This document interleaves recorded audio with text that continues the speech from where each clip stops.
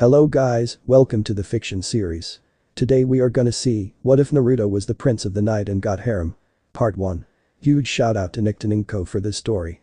If you want more awesome fan fiction like this, don't forget to hit that subscribe button. So without wasting any time, let's get into the video. Sasuke called out a well-built young man with no sign of fat on his body. He had cerulean blue eyes and bright spiky blonde hair with red streaks. He had an angular face with 3 distinctive whisker marks on both sides. His cloths consisted of a black armor vest. Underneath the vest was a black short-sleeved shirt, black cargo pants with a leaf symbol belt buckle, and combat boots. The young man turned around, showing the black markings covering the right side of his face. "So it's you, Naruto," Sasuke said with an impassive voice, looking at him curiously. "What's with the wardrobe change, dope?" he asked, remembering that Naruto used to wear an orange jumpsuit. Naruto Uzumaki is a genin of Konohagakure no Sado, or village hidden in the leaves. He is also the Jinchuriki of the Kikbi no Yoko, or the 9-tailed fox demon, a beast powerful enough that with just one swipe of its tails, it can cause natural disasters, such as tsunamis or tornadoes. The fox was sealed in him when he was a newborn by the 4th Hokage, the leader of his village, on October 10th. As his dying wish, the 4th asked for Naruto to be viewed as a hero who saved the village by containing the Kikbi, but sadly it was not meant to be. Instead, the people viewed Naruto as the demon, reborn into human skin, powerless and weak. So in their hatred they hunted Naruto down. In his childhood, Naruto experienced hell. He was hunted down like a wild animal by an angry mob, aiming to torture him before killing him. Throughout his childhood, Naruto was beaten to a bloody pulp, stabbed, slashed with rusty objects, burned, and marked with a branding iron. One burn on his chest read demon and the other on his back that read Kikbi. He was even poisoned to a point where he built up immunity, and finally, he was drowned. All his wounds healed thanks to the 9-tailed fox, but the damage had already been done with his innocence and childhood lost. It was only through those beatings that Naruto found out he was a Jinchuriki. The only question he could ask was, why him? Why did the 4th Hokage choose him to live this life of hell? Naruto even asked the 3rd Hokage, someone who he used to view as a surrogate grandfather. But the only answer he would get is that he didn't know. So, imagine the shock and betrayal he felt when he had to find out from the people who were torturing and trying to kill him. The blonde wanted nothing more than to lash out and seek revenge, to make all those people suffer as they did him throughout his life. But the blonde realized that it wouldn't matter. He couldn't get back the childhood he lost. He was forced to mature. He couldn't get back all those lonely nights of him sleeping in the harsh land or the food he was forced to eat, such as rats, rotten food, and other things he had to salvage just so he could survive. It was all lost to him and he couldn't get it back. So instead, he embraced his hatred, his suffering, his anger, his darkness, and even his curse. He embraced all of it and used it as a sort of motivation to make himself strong, instead of stooping to their level of ignorance and mindless revenge, along with protecting those who he considered his friends, people who cared for him when he was a child. The perfect example was Lilith, also known as Mother Superior. She, along with people she trusted, owned the major brothels, strip clubs and other business establishments in the Red Light, where Naruto lived the vast majority of his life. She has long brown hair, green pupilless eyes, cup breasts, tan skin, a heart-shaped face, a perfect hergless figure, and she would usually be seen wearing her black kimono with a dark blue flowering design, blue thigh-high heels modified to store a hidden knife and holster several senbon. She was after all a former Anbu, which were considered the elite warriors of a hidden village. She, along with her girls, would always hide Naruto from mobs and would always help him. This, at the least, made Naruto's life bearable. And it wasn't just her or her employees. Everyone in the Red Light saw Naruto as a hero and not the demon reborn. Most were former shinobi. They could tell the difference between a storage scroll and a kunai, unlike some of the villagers who saw Naruto as a demon and unwanted material. It was the 10th of October when the blonde and them first met. Naruto was being chased by a murderous and angry mob. That's when Naruto bumped into her. She instantly recognized him from her sources and felt a huge amount of anger at the mob that for trying to kill him, so she hid him in her main brothel, the Heavenly Leaf. Ever since then, Naruto would come and hide there, and Lilith and her girls would always hide him, considering all her girls saw him as their little brother or the older girls would see Naruto as a son. It was also worth mentioning that Lilith took great care of her girls, making sure they were safe and healthy, even in that kind of profession. Naruto respected them, regardless of their profession, and still saw them as equals, looking past what society thinks of his sisters and motherly figures or the people of the Red Light, though he knew they could handle themselves as a majority of them were former shinobi and kunoichi. Naruto ignored the Uchiha's question and insult. Instead he had his own question for the Uchiha heir. "You're really going through with this, aren't you?" he asked, though it wasn't really a question. Naruto knew the depth Sasuke would go to in order to gain more power. You're really going to that traitorous snake bastard for power? Sasuke nodded, he needed this power to kill his brother, the person responsible for killing his entire clan and their parents. He was also pampered by the civilian council, the people responsible for most of Naruto's hellish ordeal. Also they could get favors and elevate themselves through the delusional and revenge-driven Uchiha. The blonde sighed. Idiot doesn't know anything about what his brother did. Naruto knew the truth behind that fateful day, the Uchiha massacre, but Itachi Uchiha made him promise to keep it a secret. Then I have no other choice. By order of the Hokage, I hereby place you under arrest for treason, Naruto stated, shocking the dark-haired teen, before suddenly laughing. And who's going to bring me in, you?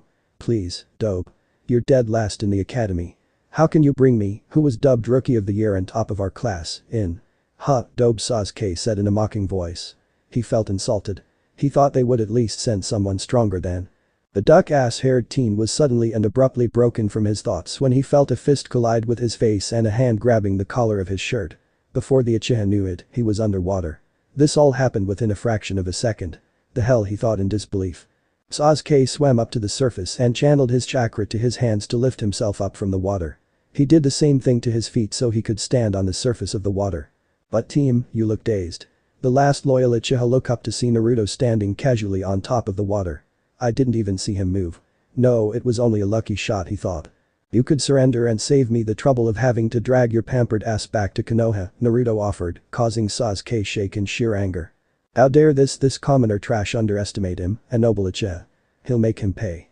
With that thought in mind, Sasuke charged at the blonde with murderous intent. The blonde sighed tiredly and muttered, I tried reasoning, before easily sidestepping Sasuke's attack and kicking the Uchiha up into the air. Naruto quickly leaped upward, not giving Sasuke time to react. The bond kicked downward, sending the Uchiha hurtling straight to the cold water. The duck-ass never even touched the surface, as Naruto kicked him again, sending him to the right, and then he kicked him again, this time to the upper left. Hope you can swim after this, Naruto said, grabbing Sasuke from behind and pile-drive him straight into the water while rotating at a ferocious speed. He let go of Sasuke at the last possible second before said teen dropped into the water. The blonde felt a bit of strain in his muscles and slightly dizzy, but other than that he was fine. Heh, bet Lee would be jealous as hell if he found out I can do the Amit Range front lotus without the need to unlock the Hachiman 8 gates, the blonde thought. Suddenly, his opponent jumped out of the water, going through the necessary hand seals before shouting. Kaiten. Nkakik no Jutsu fire release. Great fireball technique. Sasuke fired a massive orb of roaring flames straight at his former teammate. The blonde remained calm and did a one-handed seal. Suiton. Sujinheki water release. Water formation wall. Naruto used the technique to create a wall of water to block and dissipate Sasuke's technique. Naruto didn't have an affinity for water techniques, but it didn't mean he couldn't use them. Using different affinities, other than your own, takes up a lot of chakra. Luckily for Naruto, he had nearly endless chakra reserves. The two jutsu collided, creating a blanket of steam. This didn't bother Naruto in the slightest. Thanks to his ability to sense people's energy and emotions, the blonde didn't need to see where his opponent is. The same thing cannot be said about Sasuke. Since he wasn't a sensory type like Naruto, he couldn't see where his opponent was. And, in a battle, that can be a death sentence. Dawn. Repshim wind release. Gale palm. Rather than clapping his hands together, Naruto manipulate the hot steam to create a powerful gale. Shit, Sasuke cursed. Knowing he had no chance of evading, he did his best to defend against the attack. The last loyal Uchiha screamed in pain, feeling his skin being burned by the hot air, before he was then slammed into the ground. Live it up, Sasuke, you stand no chance against me. Sasuke glared at Naruto with anger and hatred in his eyes. The Uchiha hated the fact that this no-name orphan was basically kicking his ass without so much as breaking a sweat. How can he be stronger than me? He's the funking class clown and the dead last. Sasuke wondered. Naruto was the one who failed to graduate 3 times and was at the bottom of the class. So he shouldn't be dominating this battle, it should be himself. He was an Uchiha, top of his class, a prodigy. He was the heir to the most prestigious clan, You must be wondering how I'm dominating you in this fight. Due to his shock, Sasuke could only nod to Naruto's words. One word, Sasuke, just one word, the dark-haired teen heard him say. Deception. That single word rang in the mind of Sasuke Uchiha and it confused him to no end, which Naruto saw. I see, even in your pained state, you are confused. Well, let me enlighten you. Naruto said. Then, in a blink of an eye, the blonde was standing in front of Sasuke and crouching. He looked into Sasuke's onyx-colored eyes with his cerulean blue eyes. Deception is the bread and butter of a ninja, something that most, if not all, have forgotten. I, on the other hand, used this fact to deceive everyone into believing that I was weak. By becoming the class clown and the dead last, it worked. Not even the third Hokage, the so-called professor, figured out I was wearing a mask and hiding my true skills. So, you see Sasuke, I'm stronger than you and most jonin.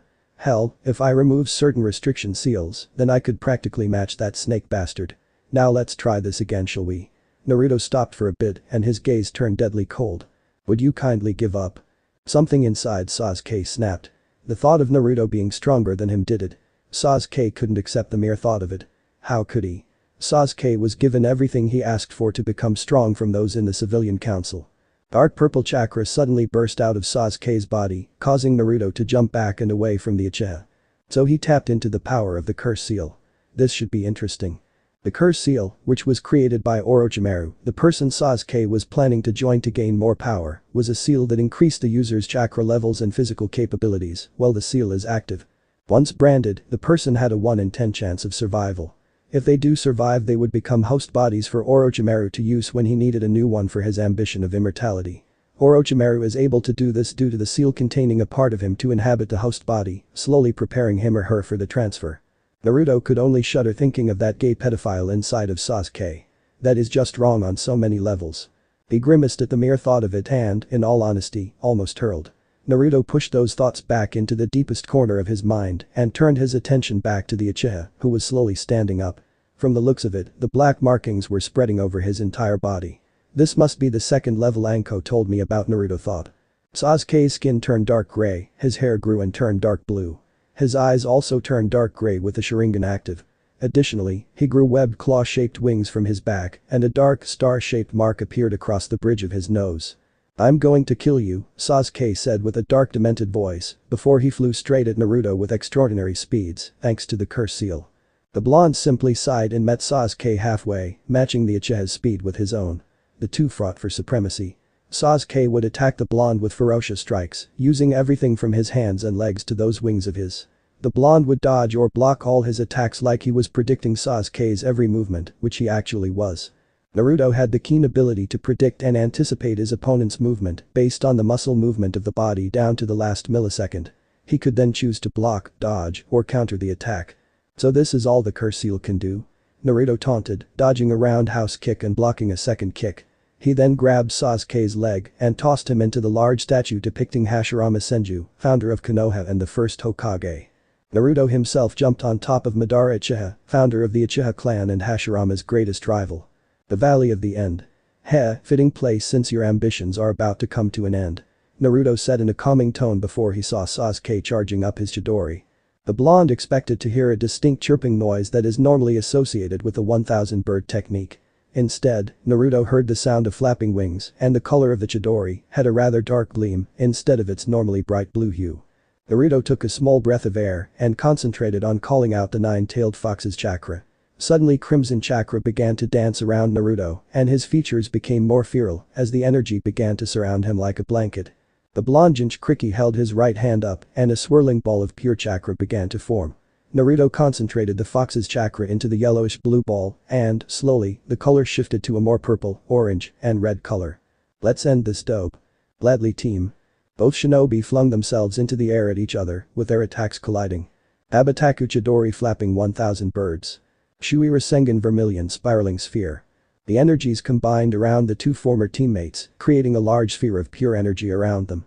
Suddenly there was a flash of light and a massive explosion of pure power and Naruto could be seen standing tall while Sasuke was on the ground unconscious. You should have given up. This wouldn't have happened and you would still have your right arc. Naruto stumbled and felt a familiar sensation of cold steel burrowing into his flesh. The blonde turned around with anger in his eyes. Kakashi hot Aki, Naruto spat with venom in his voice. Removing the knife, Naruto suddenly fell to his knees and felt his insides burning. Hello demon. I can see you're feeling the effects of the quick-acting poison I laced that kunai with, Naruto's traitorous teacher said with glee. The blonde looked up with fading eyes as the poison was quickly spreading through his body as he struggled to get back up. Damn it, Naruto mentally cursed as he felt his pulse fading away. Try as he might, he couldn't even defend himself as he stumbled to the ground. With hazy vision, Naruto could see Kakashi about to finish him off until something from the shadows suddenly sprang up. It was too fast for his traitorous teacher to react as it cut Kakashi in half. The last thing he saw was a woman wearing a black hooded cloak. He could distinctively hear her say something, but couldn't make out what since his consciousness was slowly fading. Unknown Pav. I decided to visit the elemental nations and check up on my son. My mortal shell was destroyed when it was stabbed by a massive claw, courtesy of the QB, whose power could be equal to that of Typhoon. I felt weak and I had no choice but to recover my power back in my dimension, but in doing so I left my son, Naruto. As a goddess, I can travel from dimension to dimension. I chose the elemental nations, a warring world that had enough conflict to make Ares drool. As a rule in going to different dimensions, I have to take up a mortal body and have my memories sealed for a time. In those years, I never would have thought that my mortal self, would fall in love with a woman named Kushina Uzumaki.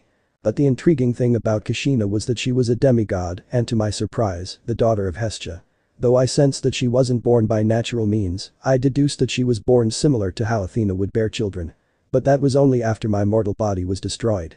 Ah yes, Kushina Uzumaki, heiress of the Uzumaki clan, a clan that was considered one of the best sword users and had mastery over seals, whose bloodline gave them incredibly strong life force which can both endure and survive most grievous injuries plus incredible longevity. The clan members are also blessed with great recuperative powers, able to quickly recover from extreme exhaustion and mend most injuries in short periods of time. They also value the bonds of friendship and, more importantly, family. This could be why Hestia would have a child with one of them. Another thing I noted is that Kushina was also a legacy of Aphrodite, though I am not surprised by this, considering how beautiful Kushina was. From her long flowing blood-red silk-like hair, violet eyes, milky white skin, and her luscious curves down to her firmy bust and firm rear. Truly if I didn't know any better I would say Kushina was a daughter of the goddess of love, not the hearth. But to be honest, the Uzumakis were a clan of demigods. My mortal body was able to trace back each Uzumaki up to the first Uzumaki. Though I wasn't surprised by this fact, it made sense. Such as the swords they use, and Uzumaki sword was known to be the best in the entire elemental nation.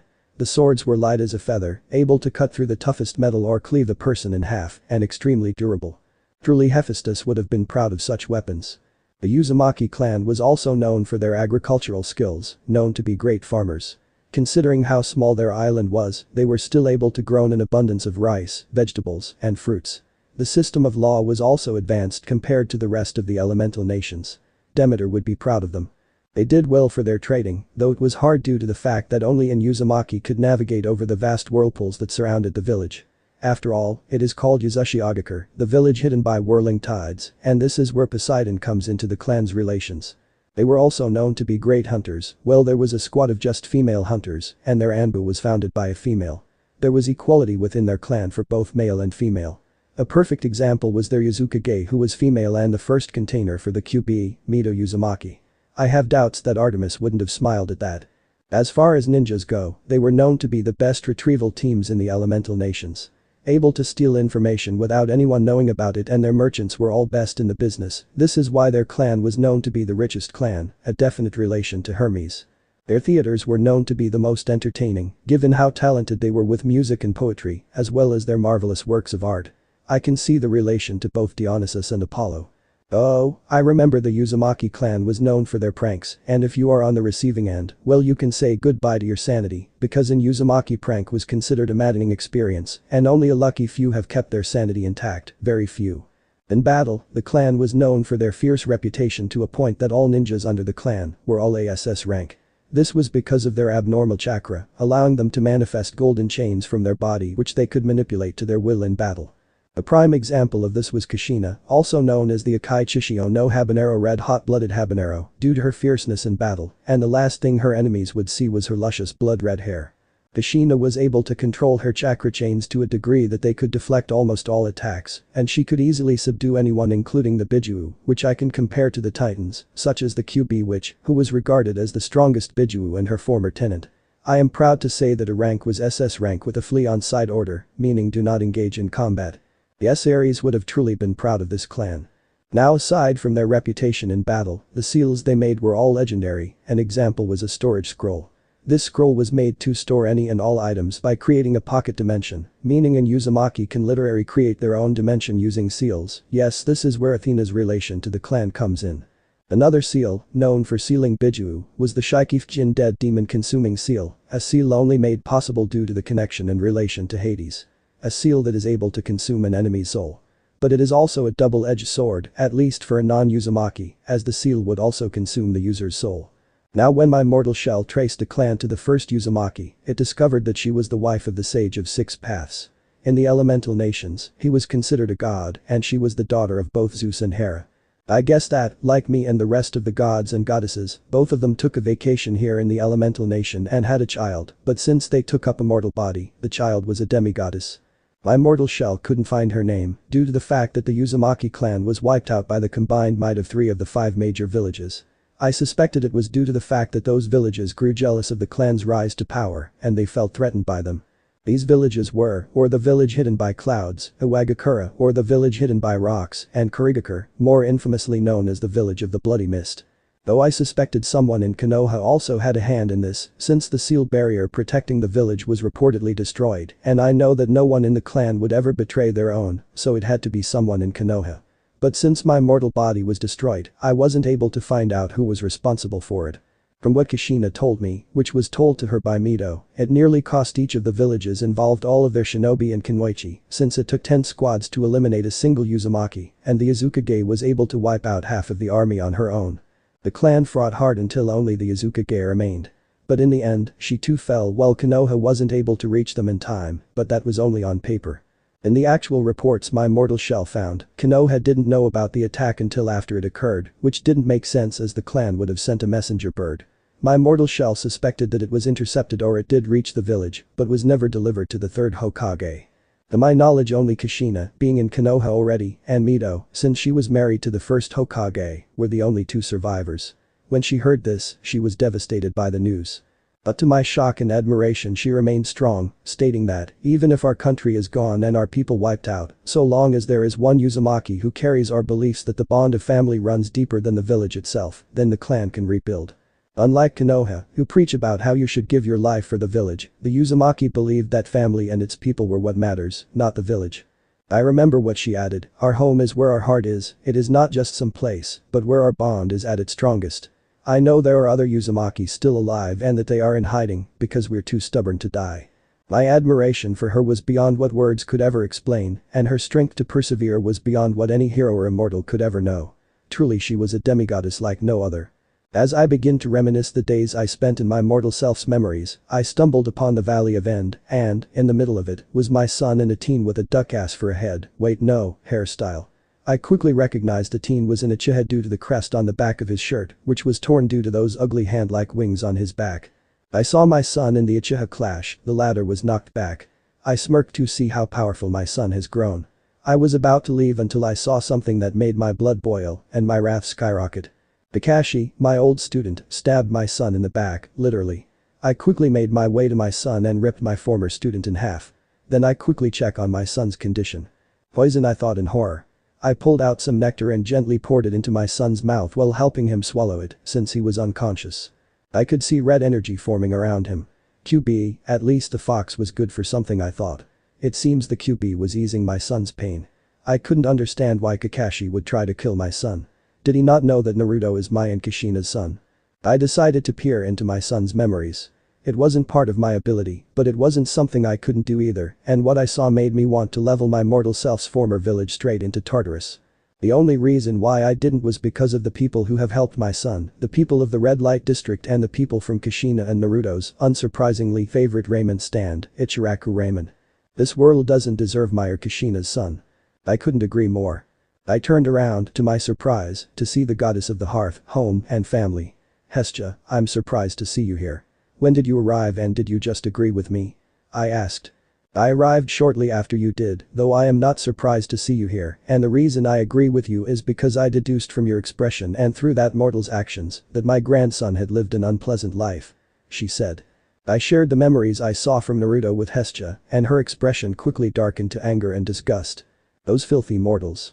She said in rage before turning around to, I assume, level the entire village. I put a stop to that though. Why are you stopping me? She asked. I narrowed my eyes and spoke in a calming tone. Did you not see the people who have helped my son and your grandson? Leveling the village would harm them. Naruto here considers them his surrogate family and precious people. I pointed out, which calmed her down. The goddess of hearth took a calming breath. Yes, you are correct. I wouldn't want my grandson to hate me for harming what he considers precious to his heart. Instead, I shall place a curse to all those who have harmed him or have ill intent against my grandson.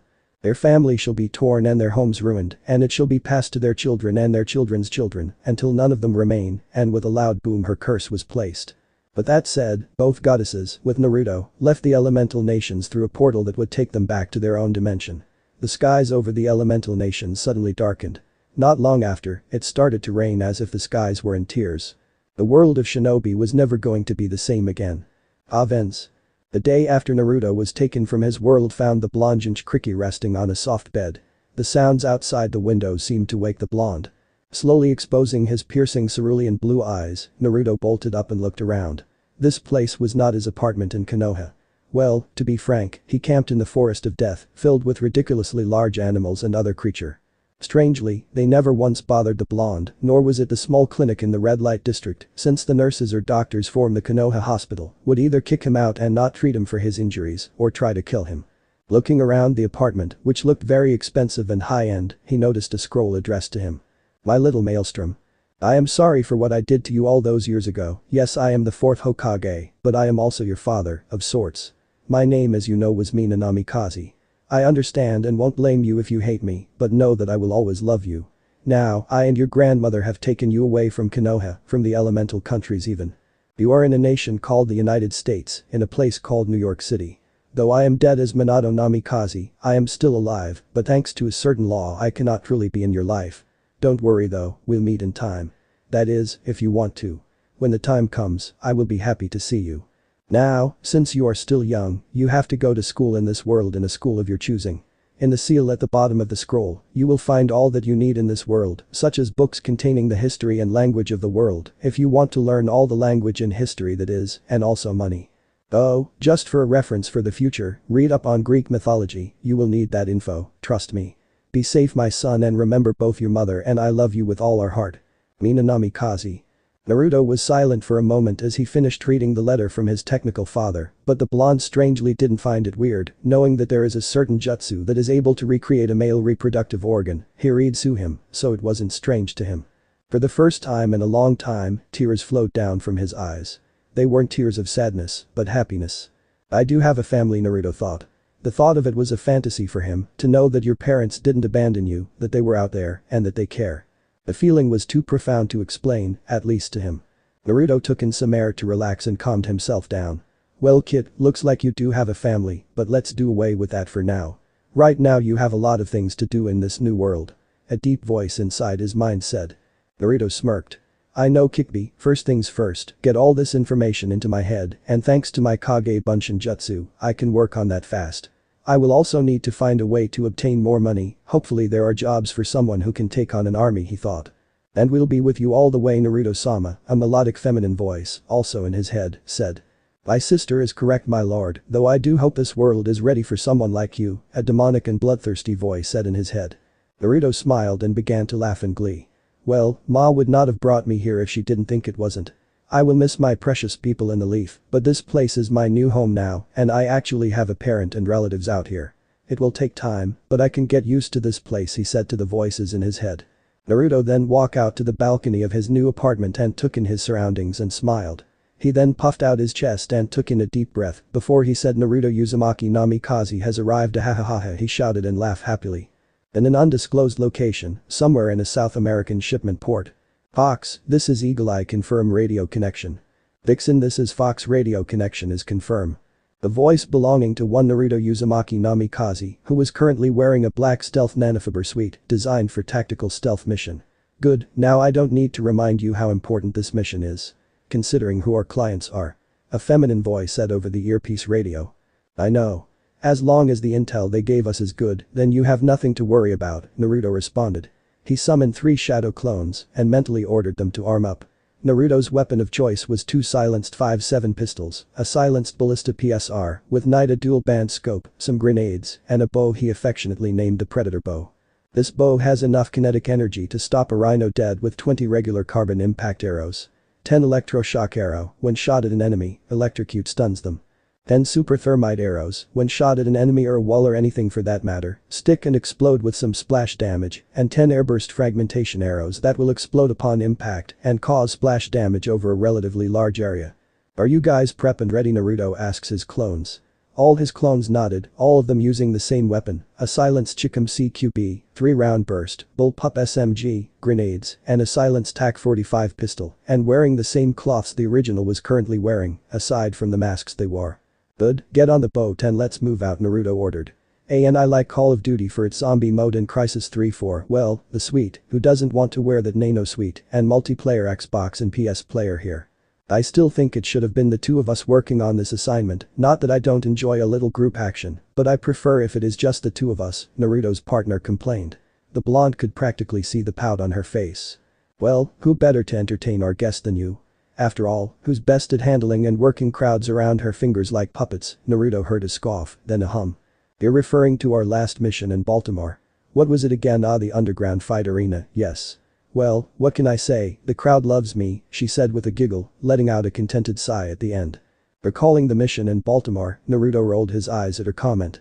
It was to infiltrate the underground fight arena and search for an illegal drug smuggler known for orchestrating illegal underground fights, where kidnapped people are forced to fight for their lives in a fight to the death.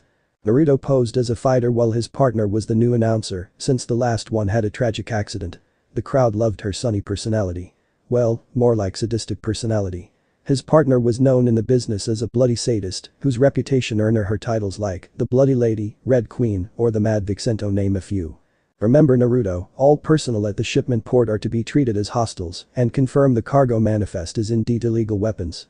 So basically, they don't know what is in the container, only that it is valuable. Is this going to be another mission 32? Naruto asked, recalling one of their contracted missions, which sounded the same.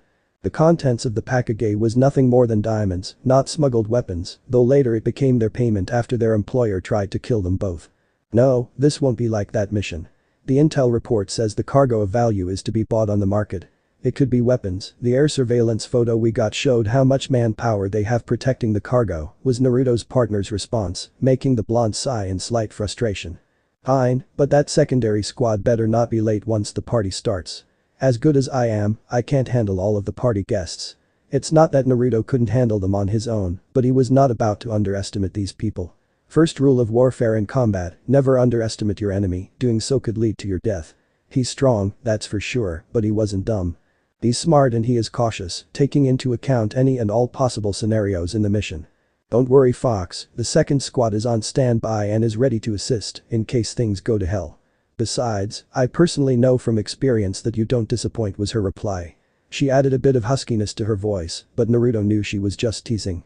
Well, your confidence in me helps me relieve some stress, Naruto shot back, eliciting a giggle of amusement from his partner before turning his attention to his clones just as they arrived at the south end of the port. Alright, I'll provide watch on top of that crane while three of you split up in 3 different directions. The cargo is marked on our hub and remember, all personnel are to be considered hostile. Naruto stated, getting a nod from his clones. Good, let's move out. Naruto quickly climbed, well, more like walked up to the top of the crane and used his chakra to balance himself on top as to not fall to the ground. He wasn't concerned about falling, Naruto just didn't want to be distracted when aiming. It allowed him to have steady aim on a high and ridged position. NC1, you have 2 hostiles coming your way observing, hold position, Naruto said through the mental link he and his clones shared. Naruto watched, through the night-enhanced scope, 2 hostiles packing a Scorpion Evo SMG. Looks like the 2 of them are separating. Pick your target and I'll take out the other.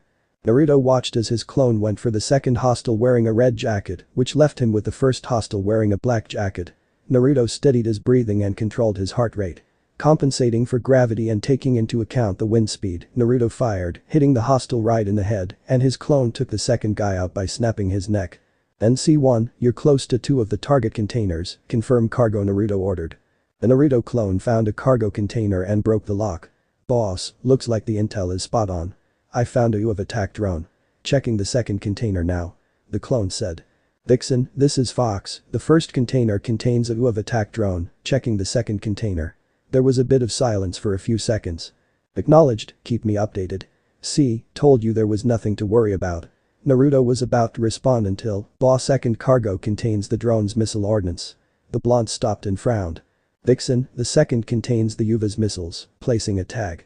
I placed a tag, have the secondary team ready so they can. Sorry my foxy friend but no, that area has been designated a dead zone, destroy the weapons. Meaning feel free to blow it all up, his partner said with glee in her voice, cutting him off.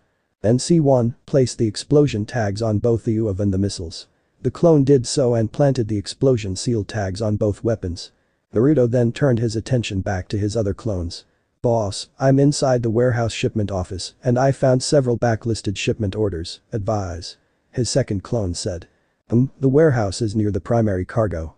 NC2 you have permission, but make it quick Naruto said before turning to the last clone, who took out another hostile with his gun. The blonde saw 3 hostiles heading towards his third clone. NC3, 3 hostiles are heading your way, hide the body and prepare to take them.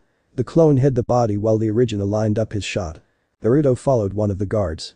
From what he observed, it looked like the guy was about to take a piss. Last one you'll ever take the blonde thought when he fired. The 2 guards heard the thud and turned around. Their shocked state was all that the clone needed to kill them. NC3, check the cargo now while you're still clear. As Naruto said that, another hostile turned up around a corner. Shit Naruto cursed and had no other choice but to fire, missing the target. The bullet hit one of the cargo containers, alerting the clone. The clone turned around and quickly fired. That was close boss. Naruto agreed and shook his head. The blonde didn't like using guns and preferred to use his blades or his bow. Though his partner would beg to differ, but Naruto's argument with her is you don't need to reload and give your enemy time to kill you or delay yourself in battle, and you couldn't reuse bullets, and you worry about how many magazines you have left. Naruto's partner would be stubborn about it, and the blonde dropped it. Arguing with the opposite sex was far too troublesome and a headache, though he could see the logic and the use of using guns, though it wasn't his cup of tea. NC3, report on your findings. Naruto didn't receive a response, there was a moment of pause, making the blonde narrow his eyes at the lack of a response. NC3, report Naruto pressed. NC3 POV. The boss gave the signal to move out and we split in 3 other directions while boss took the elevated position to provide cover fire. I took to the right side while my fellow clone, NC1, took to the left and NC2 took to the middle, heading towards the warehouse. This wasn't the first time the boss made use of us clones, usually it was him and her, his handler and partner for missions or contracts.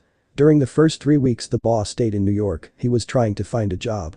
He found some here and there, but it didn't suit his lifestyle or his profession, it felt like another endless D-rank mission. Though there was one mission he didn't complain about, it was when the boss took a job as a delivery boy. The boss made use of his skills, in this word it is called Parker, to deliver packages or, on occasion, food. One delivery I recall was in this high-class looking apartment to a woman the boss felt lost for words for. She had long black hair with silver tips, brilliant green eyes, and a smile that gives the word radiant meaning. But what the boss noted most of all was her warm comforting personality and her wise traits that the boss had never seen or felt before. Another thing the boss noted was her motherly aura, something the boss yearned for, and it simply made him feel like a child who looked lost and wanted his mother to hold him, along with a sense of familiarity towards her.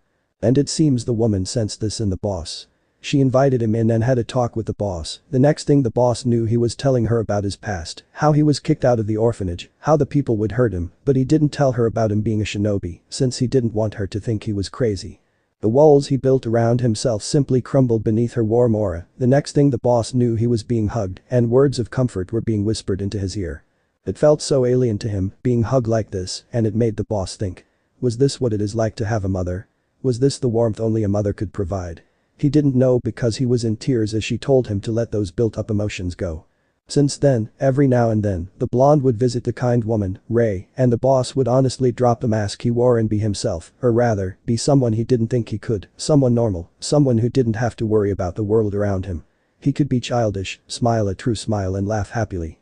Currently there are only 2 people in this world that Naruto would not wear his mask around and simply relaxed with, Ray and his partner.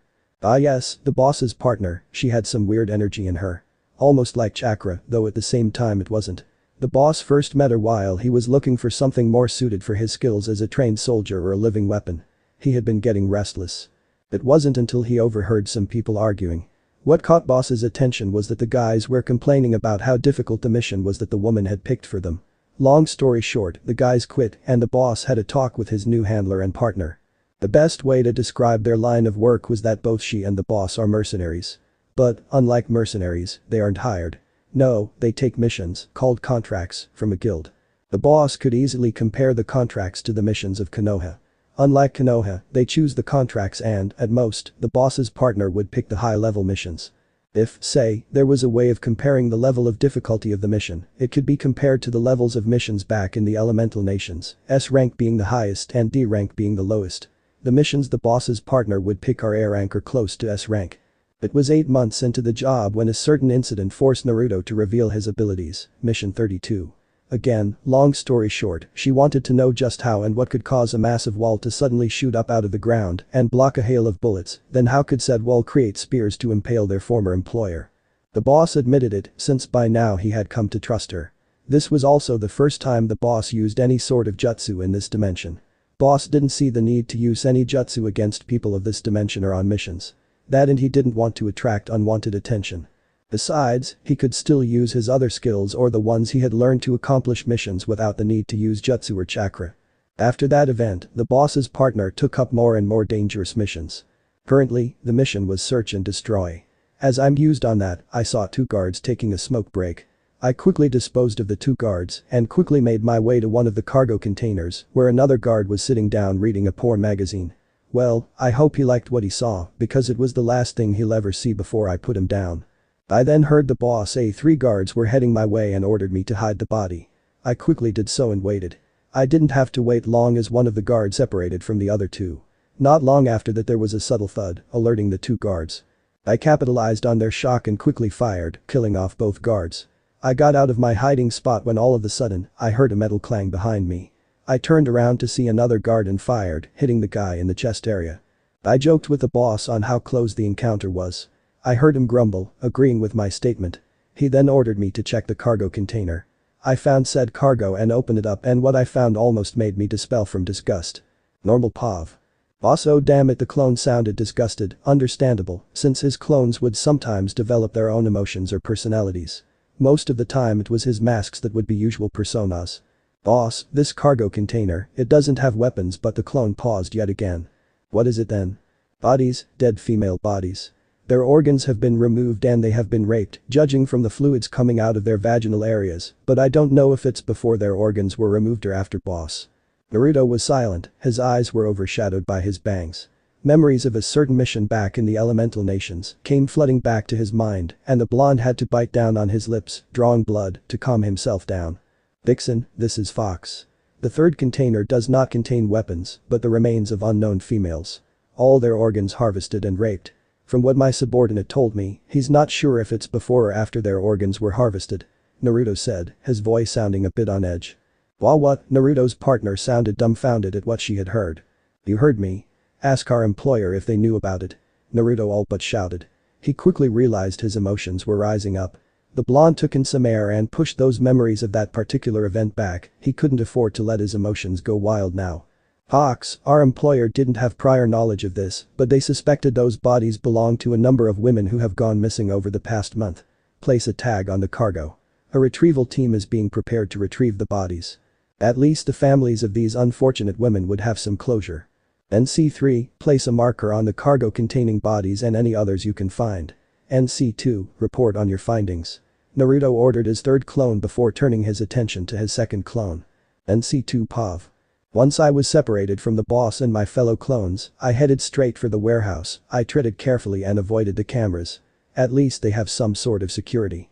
I got on top of one of the containers and saw 2 guards patrolling the area and another 2 guarding the entrance. I observed and timed their movements, awaiting the perfect time to make my move. 20 seconds, that was my time frame. I quickly threw a screw to attract one of the guards' attention, but to my slight surprise and delight, both of them decided to check what the noise was. Once they were behind the container I fired, killing them both. I saw the 2 patrolling guards making their way back to the warehouse entrance.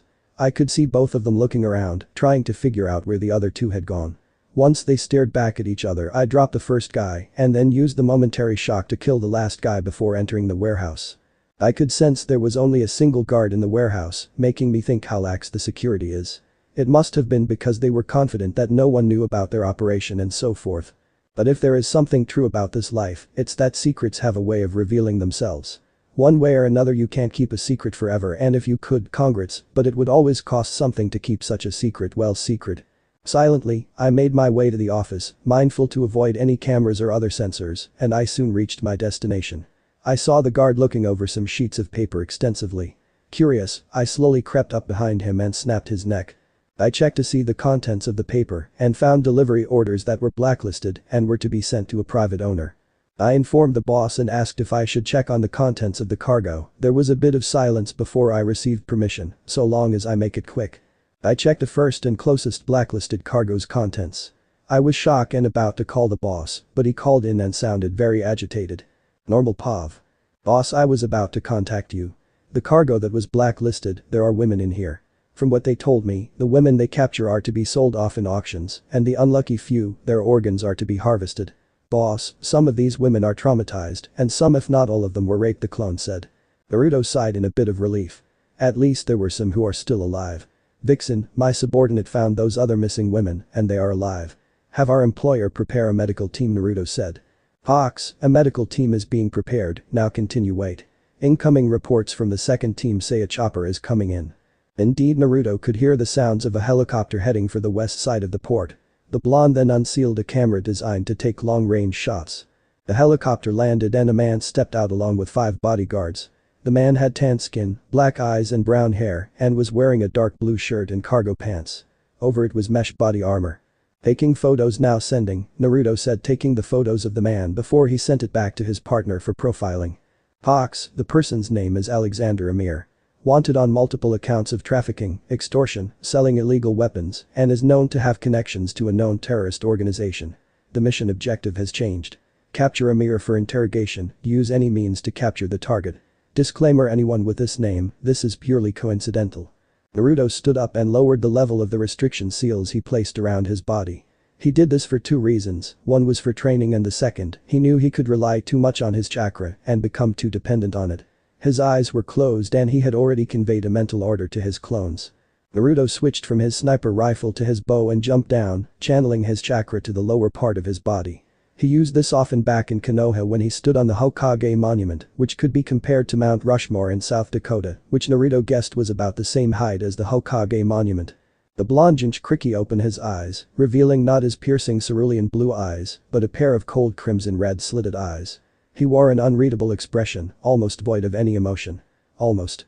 The only emotion spotted was that of pure bloodlust, anger, and pain. The 2 former emotions were understandable. But the latter was something from his past, something that still pained him to no end. It was a pain that couldn't be healed or even ignored. I hate that memory. But I can't dwell on the past now. Right now, it's time to hunt, the blonde thought before ninja running towards his prey. Naruto leaped from one cargo container to the other while his bow was at the ready. There. The former elemental nation shinobi spotted one guard and fired an arrow with a medium drawn weight. The guard turned around just in time to be impaled in the head by the arrow. The blonde retrieved the arrow and maneuvered from one container to another. He spotted 2 guards near the fence. Jumping down, he took down the first guy before kneeing the second guy in the face, causing the back of his head to hit the metal fence. NC1, is the trap set? Naruto asked as he leaped over the fence, making his way towards his target. The blonde Jinchuriki counted at least 30 enemies, including the designated target and his bodyguards. The trap is set, boss, me and NC3 are waiting on you, the clone answered. Dixon, tell the second team that the party is about to start. Make sure they have their party suits on. They are all set and ready, waiting on you, Fox. Oh, and give them hell for me, will you, love? Naruto allowed a smirk, albeit a sadistic smirk, to grace his lips. Sure. Naruto saw one of his clones. He handed the clone the sniper rifle while he made his way to the target. The blonde gave the clone the signal and, not a second later, a loud explosion was heard, followed by another, even louder, explosion, sending a shock wave. Normally this would dispel Naruto's clone had the blonde shinobi not reinforced them with a lot more chakra. The second team entered from the front gate and Naruto's clones provided some cover fire. A firefight was raging on and the blonde was using the fight as a distraction to slip past the enemy line to capture the target. Naruto stopped when he saw Alexander making his way to the chopper. Oh no, you don't, you funk. Naruto switched his normal arrow to an airburst fragmentation arrow and shot the pilot. The helicopter exploded, not a Hollywood movie explosion, but an explosion nonetheless. Alexander was thrown back slightly and shouted to get him out of there. He got in a black Hummer SUV that he probably got from one of the cargo containers and drove off. Naruto sprinted to cut him off before Alexander could escape. Jumping from platform to platform, container to container, Naruto's movements never wavered. He moved with such grace and speed that you would only see a yellow blur. Alexander saw a blonde with a bow standing between him and his freedom and ordered his guards to run him down, like that deer he killed. Naruto drew back his bow with a strong drawn weight for high damage and long range, though the downside was its drawing time.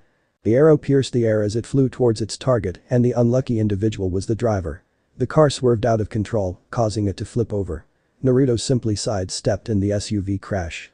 The blonde switched to his pistol and fired at the guards who were attempting to get out of the downed SUV.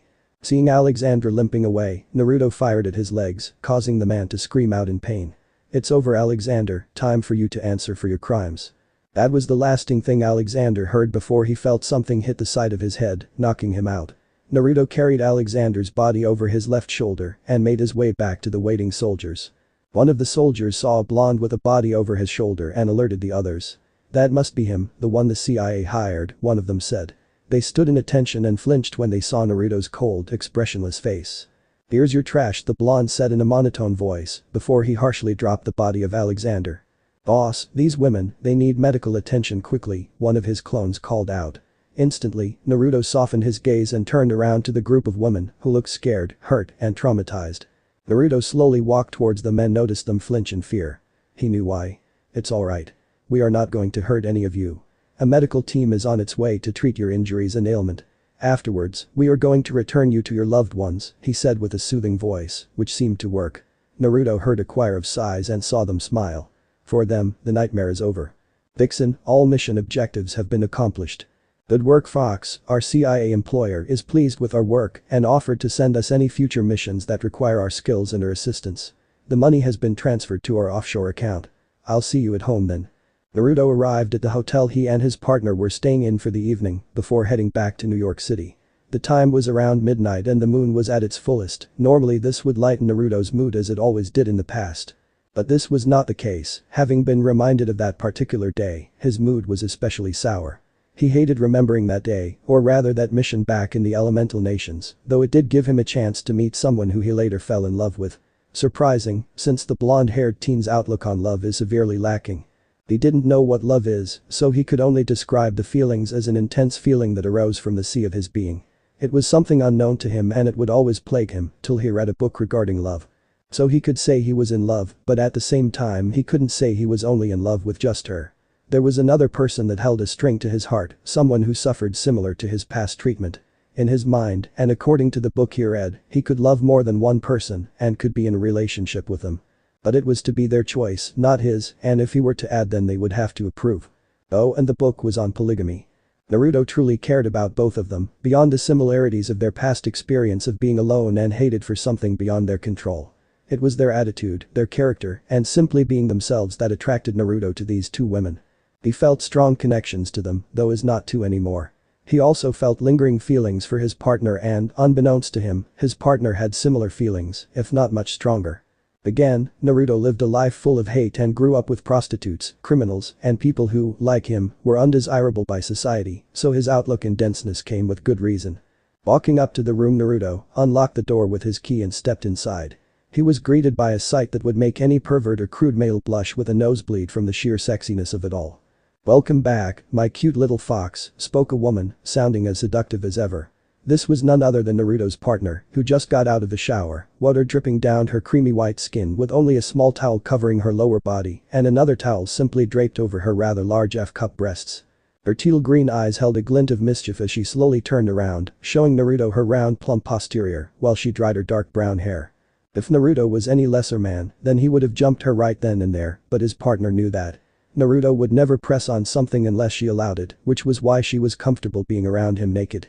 Well, maybe it was the fact that he grew up in a brothel, he wasn't unfamiliar with seeing naked women. He didn't feel anything about seeing a naked, sexy, and beautiful woman in all her glory. At first she felt dejected, as she thought Naruto thought of her in the norm. It wasn't until she caught Naruto looking at her one time. The brown-haired beauty noticed that it was less lustful and more appreciative, like she was a piece of fine art. She later found that her partner appreciated her, not just because of her beauty. He liked her simply for being her and because she wouldn't change to the wants or expectations of society. "Moxie, good evening," Naruto greeted with a tiredly with a slight emotional edge, which Moxie caught. The blonde removed his clothing, leaving him in only his boxers and laid down on the bed that he and Moxie shared. Madeline Mox, or Mad Moxie, could be summed up with a few words: sadistic, alluring, dangerous, and lustful. Well, only towards a certain blonde. She enjoys violence and combat, being skilled with hand-to-hand combat and weaponry. She taught Naruto how to handle and use a gun after all. Modesty has little to nothing do with Moxie, but she is very refined with her tastes, mannerisms and attitude. Despite her violent tastes, she is also friendly and rather compassionate when fighting is not involved, though only Naruto has ever seen this caring side of her. Most people only see the bloody queen people associate her with. "Naruto, tell me, what's wrong?" Naruto had to blink once to make sure he wasn't seeing things. Moxie was surprisingly on top of him, and he hadn't even noticed her move. Sighing slightly, Naruto arched into a sitting position, leaning on the headboard. "The mission just brought up some unpleasant memories from my old world," he said, dropping his psychological mask. Not many people get to see Naruto without his mask. It was either the goofy, energetic, brash, and spontaneous mask, or it was his cold, tactical, calm, and overall emotionless mask. Since coming to this world, Naruto normally wore the latter. Naruto made these masks to cope with the harsh treatment in Konoha. He hid his damaged emotional state, as well as the despair he felt growing up. For all his strength, all his power, Naruto was still that scared, miserable, and pained child who just wanted to be accepted as someone other than a plague, an abomination, a monster. Moxie wrapped her arms around Naruto's neck and laid his head on her breasts in a warm and comforting embrace. She knew about her partner's past, and she saw the scars around his, otherwise flawless body. Moxie couldn't fathom the sheer stupidity or her disgust of the people from her Naruto's former village. She would have loved nothing more than to butcher, maim, torture, and kill those people in the most heinous ways possible. This was also the reason why Moxie greatly admired Naruto. The things he endured would have driven anyone insane and made them hateful towards the world. But he pushed through it, coming out as the strong, kind, and caring individual that Moxie had come to know and care for. But she knew he was still damaged, and the wounds were still there. The quote "time heals all wounds" could not be associated with Naruto's, and the scars only prove that. Moxie felt a familiar warm, wet droplet of tears going down on her breasts, causing her to bring him closer to her, whispering comforting words to him. It was a minute in when she noticed Naruto had stopped crying. "Now sleep. Sleep well, my little fox," she thought as she lay next to him. Inside Naruto mindscape. Naruto opened his eyes and found himself in a familiar place, his mindscape. In front of him were large golden bars and red crimson eyes staring back at him. "QB," Naruto greeted as he slowly stood up and looked to his surroundings, as if he was looking for something, or rather someone. "Come out you two," he said ordered. Out from the shadows of his mindscape, two individuals came out. The first was a beautiful woman, with long braided blonde hair with a blue bow, pale white skin, and a white cloth covering her DD cup breasts under a semi-transparent sheet. She also wore a semi-transparent miniskirt over her white panties, a white cloth over her feet, a cloth on her left arm and a gold bracelet on her right wrist. On her head, she wore gold and a glass helmet with a four-wing design and a diamond. She also had two long sparkling wings on her back. The second individual was a living inferno of a being with metallic feet, shin guards, armor, gauntlets, and metallic skull heads. Unlike the woman, who radiated warmth and love, this being was pure malice incarnate, simply screaming, bloodlust personified. Elysium, Inferno. Naruto greeted the two sentient spirits, who kneeled in response, making the blonde slightly groan at their habit. He had told them there was no need for them to do such formal things, him hating formal things like kneeling or referring to him as Sama or Lord being an example, though, by now, Naruto had gotten used to them doing such things. "Naruto-sama, we have sensed your emotional distress. What can we do to help?" Elysium asked, ever faithful as the day Naruto found both their sword forms. "It's nothing, Elysium, the mission brought up unwanted memories from my past. But let us do away with that. Right now I need to further progress with my training, especially for that," Naruto said. The three beings inside his head perked up at this.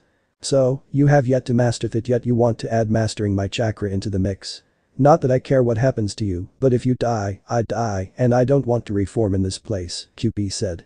Naruto turned around to address the nine-tailed beast. "I know Kurumi, and would you turn to your human or semi-human form," Naruto said.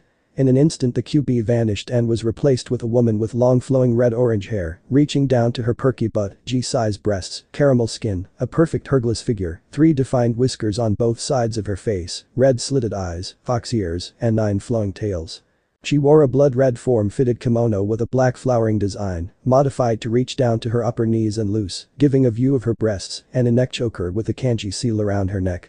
My so much stress, Naru-kun, should I assume you requested me to change to my human form to relive it? then by all means, come inside my cage and let me do so, Cupid purred. But then she found herself bound in chains wrapping around her body in the most erotic way possible. I have no time for such games, Cupid. I am already angered as it is. I don't need nor want your antics to further such. Naruto emphasized by tightening the chains around Kurumi's body, making her grunt in slight pain and pleasure. With a snap of the fingers the chains vanished. So aggressive, though I do love aggression, Cuckoo Cupid said, giggling at the last part, but stopped when she heard a growl of annoyance from her Jinchuriki. Fine, change this play so we may begin. With another snap, Naruto's mindscape changed from the deceptive sewer to the luscious forest of training ground 44, otherwise known as the Forest of Death, Naruto's regular training place, and where he spent the vast majority of his life in. The Forest of Death is considered in Konoha to be a danger zone because of the large creatures, such as animals, insect, and monstrosities that call this place their home. That is why it was sealed off from the population, even during the Chunin exams, where this place was used to hold the second part of the exam. A section of the forest was used for this particular event. Naruto on the other hand called this place his actual home, his second home being Lilith's main brothel house. None of the residents of the forest ever bothered him, and the blonde assumed it was because of Kurumi or something else. Either way, it made a great place to train in secret. Now, let us begin, shall we, Naruto said, summoning two dual connecting sides, while both Elysium and Inferno summoned their sword forms. Inferno's sword was crystalline in structure with a crimson hue, but with a trace of black and, from what Naruto could tell, flesh in the interior. The blade itself was small and slim, a wing-shaped handguard and a skill-like form in the middle, with an eye situated just above it. Elysium's sword was sleek in appearance with a crystalline, ice-like design, a handguard that resembled a feminine face with a blue crystal, situated just above it, and as slim as the Inferno's blade. From what Naruto could see from the blade itself, it had some kind of symbols that he couldn't distinguish or even read. Inferno was first to charge in. Naruto, anticipating this, jumped back. Both sentient spirits had a rather unique ability to them. Inferno's ability grants its user incredible strength to give an edge. In some cases, it can penetrate through defenses as well, chipping away health. The only drawback is the parasitic ability that drains the user's health, which was why the user would have to adapt to an almost offensive style. But with Elysium, whose ability can regenerate a user's health at the same rate as Inferno's ability to drain health, along with boosting a grand amount of physical strength, meaning the user's stamina. While she may not be as powerful in terms of attack power, she is still as effective as her brother, since the two balance each other for their wielder. That is why Naruto distanced himself from Inferno. Naruto could not afford to clash with him at close range, opting for long range. Channeling his chakra into both his sides, Naruto sent several dark blue crescent-shaped waves, which Inferno blocked with his sword, before getting kicked back by his wielder. Naruto then quickly dodged an attack from Elysium. The blonde knew any attack against Elysium would all be ineffective because of her defensive capability, and Naruto had to clash with her with more powerful attacks, which was contradicting to his normal style, but he had learned to adapt. Connecting his scythes together, the blonde clashed blades with his fellow blonde, causing her to grunt a bit at the force of the attack. She jumped backwards when she noticed her wielder disconnecting his scythes. That was the advantage of dual connecting scythes. Even if the opponent blocked the first one, the second was sure to follow, and her wielder had mastered how to use this weapon to its full potential. She wasn't surprised when both her and her brother's sword forms were changed to fit his combat style. Both their appearances are similar to each other save the color, Inferno's being crimson red and Elysium's crystal blue, their respective facial appearance on the guard or heel of the scythe and their distinct features. Naruto dodged as a crimson wave came seconds from harming him. The blonde blocked Inferno's next attack. His left eye twitched when he felt his strength being drained. Using the force of the attack, Naruto leaned back, changing his center of gravity, then sidestepped to the left, causing Inferno to lose his footing and stumble forward. Inferno felt the cold unforgiving steel of his lord's side, signaling that he had already lost. The blonde was slightly surprised when he saw Elysium. Time slowed down. Seeing her blade descend, Naruto reversed his grip on his side and struck Elysium's sword hard at its guard, causing her to lose her grip on the sword, which flew into the air. She too felt her wielder's blade on her neck, signaling that she had lost. "It seems we have lost, brother." "It would seem so, sister." They both said as Naruto removed his scythe from their neck by slicing their heads off. In one motion Naruto spun around with his scythe close to their necks, Elysium's head fell to the ground while Inferno's blood gushed out from his neck. Their bodies fell down with a thud and their blood flowed like a river. Naruto panted before ordering, "Reform." There was a bright light and the two sentient beings were back, healthy and alive. Both of them won't die or fade away, since they're not part of the natural order of things. "Harsh as ever, my lord," Inferno commented with a bloodthirsty grin. It's combat, if I gave my opponent a chance to surrender they would have a chance to kill me, he said logically. Inferno boomed in laughter. Only in combat, only in the battlefield will he ever see such a harsh side of his master. I suppose so my lord, he said. Naruto sent an apologetic look to Elysium, who raised a hand. I understand my lord and it matters not to me, so no need to apologize, though I appreciate the gesture, she said, seeing the kind part of her master. That was very entertaining Naru-kun QB said with an amused voice and a smile that clearly said she was turned on by Naruto's display. How long till you regain your yin side, Naruto asked, referring to the yin side that his technical father sealed within her body, which Naruto retrieved from the corpse. It shouldn't be long now before my yin side is fully restored and we can finally start with you mastering my chakra. Give it a month or so, she informed. Naruto nodded and sat down. You know, I could still help you relieve stress, Kurumi said seductively, wrapping her arms around Naruto's neck, her 9 tails around his body, with her soft yet firm breasts pushing up against his back. It wouldn't be the first time and I don't need to mess with your emotions to do so, she said as she turned his head to face her and kissed him passionately. Naruto and Kurumi have a strange kind of relationship. They would have sex, but they weren't a couple or even friends. It was either him or QB that initiated, Kurumi more so than Naruto, so Naruto was confused, or rather he was dense. Kurumi had developed feelings for the blonde as he grew up. At first, she denied or shot down such thoughts, him being her jailer and all. But as time passed she slowly came to realize that her feelings for Naruto and knew she couldn't deny it. Her instincts roared at her, telling her that he is her destined mate. She desired all of it, his darkness, his warmth, his coldness, that ever-present determination and that sheer aura of dominance. Everything screamed perfect mate in her opinion, or rather, her instincts. Like a moth to fire, Kurumi felt drawn towards him and knew she couldn't get away. Kurumi could go on and on about what she loved about Naruto, like his determination, his strength, that unwavering will to push forward even when everything around him wants him dead. Naruto didn't stop and pushed through with perseverance without succumbing to his darkness. On the contrary, he accepted it and used it to fuel his want to become strong, and the result was the person she was currently kissing. Oh Naruto, if you weren't so dense you would know how much I love you, like that partner of yours or even those 2 women you came to care for.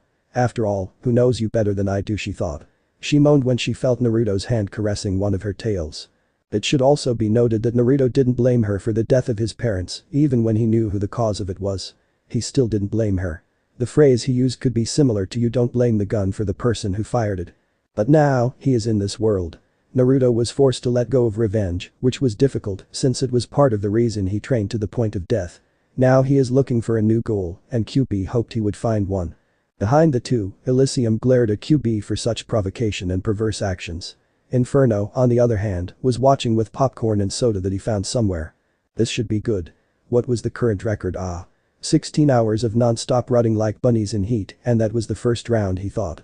Naruto broke off the kiss, much to QB and Inferno's disappointment with the latter much more vocal, getting a smack from his sister and the former inwardly groaning in displeasure. I'm too tired Kurumi, mentally and spiritually. Some other time, I promise. He said, giving her a reassuring smile. One of the things Lilith taught him, aside from how to please a woman, was that a gentleman doesn't leave a woman displeased or unsatisfied, but Naruto was too tired and his emotions had yet to calm down. Fine, next time I expect you to be an animal, QB said with a slight huff, though she understood why. Naruto felt his consciousness leaving his mindscape. Knowing he was about to leave, he gave Kurumi a breathless kiss, making her shudder in delight. Before she could return the gesture, Naruto vanished. You know, there are other ways for cheering someone up, QB, Elysium said still maintaining her cold glare. The 9-tailed fox merely waved her off with her right hand in a shooing motion. I know, you virgin prude, but it would be less pleasurable and more boring. Besides, do you honestly expect me to know how to deal with human emotion? Well, half human, but that is beside the point, and can you really blame me? After all, I am a yokai, or am I an inari, and by the species that the sage made me from, I am a lustful being, she said with no shame, though she knew other ways of cheering Naruto up, she knew, and would argue that sex would be much more effective. Inferno sighed as he tried to cover his ears as the 2 women began to argue and hoped that they would stop soon, which he knew they wouldn't. Women are troublesome that way in his opinion. Outside of Naruto's mindscape, Naruto woke up and expected weight on his chest. Instead, he found himself looking up at the ceiling of his apartment in New York. My clone must have summoned me. Better email Moxie, Naruto thought before proceeding to do just that. The seal Naruto developed was based off of the summoning scroll and intensive research on summoning in general while he was back in the elemental nations. After countless experiments, some ending in failure and causing extensive damage to the test subject he used, which were either his clone or fruit, he was finally able to recreate the way to summon, similar to summoning an animal from a summoning scroll. He cleaned himself up since today was his school's field trip to a museum. As he went into the bathroom, his phone rang. Sighing a bit, Naruto answered the phone, knowing full well who was at the other line. "Morning, Naruto. I got your message, though I'm slightly irked that my morning pillow and the warmth it provides was missing. I let it slide as soon as you used that technique," the Mistress of Blood said, referring to his jutsu. "Can I do it after I shower?" "Oh, that's even better. Hurry up and use that technique of yours so I can join you." Sighing again, Naruto didn't have the energy or the will to argue with her. Left with no other option, Naruto reverse summoned his partner. Hopefully she remembered to bring her bags this time, the blonde thought, recalling the first time he used this technique with her. There was a familiar poof sound, and the smoke cleared, revealing Moxie, naked as the day she was born with her numerous luggage behind her. "Well, shall we, my cute little fox," she chirped, grabbing Naruto by the wrist and dragging him to the bathroom. "Moxie, no sex, and don't give me that look. I have a trip to go on. Again, don't give me that look. We'll have sex later, okay?" Naruto's voice echoed through the room. "Moxie, that is not my back." "Well, your log doesn't seem to mind." "Ugh, why do I put up with you again?" "Many reasons, my cute little fox. One of them is sex. Second is that I'm your handler, and third, well, sex. Your honesty soothes my heart. I'm getting in the tub." "Oh, it's warm. Just the way I like it." Inside the bathroom, both Naruto and Moxie relaxed in the bathtub, with Moxie on top of Naruto and said Blonde's arms around her breasts and private area. "Now ain't this relaxing, though I digress, we could do a more effective form of stress relief," she said, while shaking her hip slightly on Naruto's tool. The blonde chuckled slightly and shook his head. His partner was annoying sometimes, but he knew she meant well. "Yeah, that would be nice, but my mood is still sour, Mox," he said, looking up with a rather solemn look. "I took note of the mission and noticed that there is a similarity between this mission and one of the missions you told me from your world. I'm guessing it is that mission that involved her, correct?" Moxie's answer came with an affirmative nod from her blonde partner and love interest. The brown-haired beauty knew how much it stung the blonde and how painful it was for him. Moxie turned her body around and wrapped her arms around Naruto's neck and brought him close into a hug. "It wasn't your fault, Naruto, and you know she wouldn't want you to grieve like this. She would have wanted you to move on," she said softly. Naruto nodded into her breasts. "Yeah, you're right, she's that kind of person. I just wish I could have done more." "No, I know I could, but I was too. No, I can't even say that. Sigh. Thank you, Moxie," he simply said, though Naruto's companion knew he was still hurting and it would take time for him to get over his funk. Until then, she would remain by his side. "Anytime, love, anytime." After a while, the two got out of the bathroom and got dressed. Naruto was wearing a black long-sleeved polo, jeans, and Converse shoes. Moxie wore a black corset overlapped by a leather jacket, leather jeans and thigh-high boots, which were modified with a hidden blade. "You sure you want to go with me? It might get boring," Naruto said, since visiting a museum wasn't what Moxie would normally like to do or even consider doing.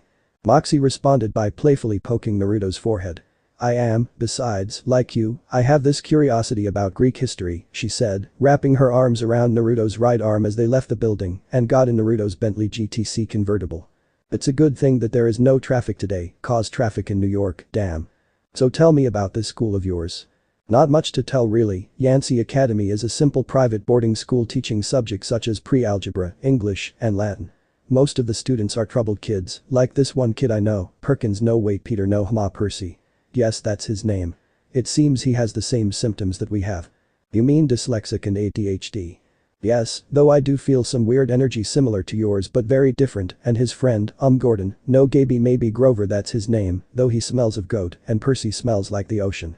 "Oh, and what do I smell like?" "Fresh rosemary and honey." "How accurate, 2 lust foods, phew." Naruto chuckled.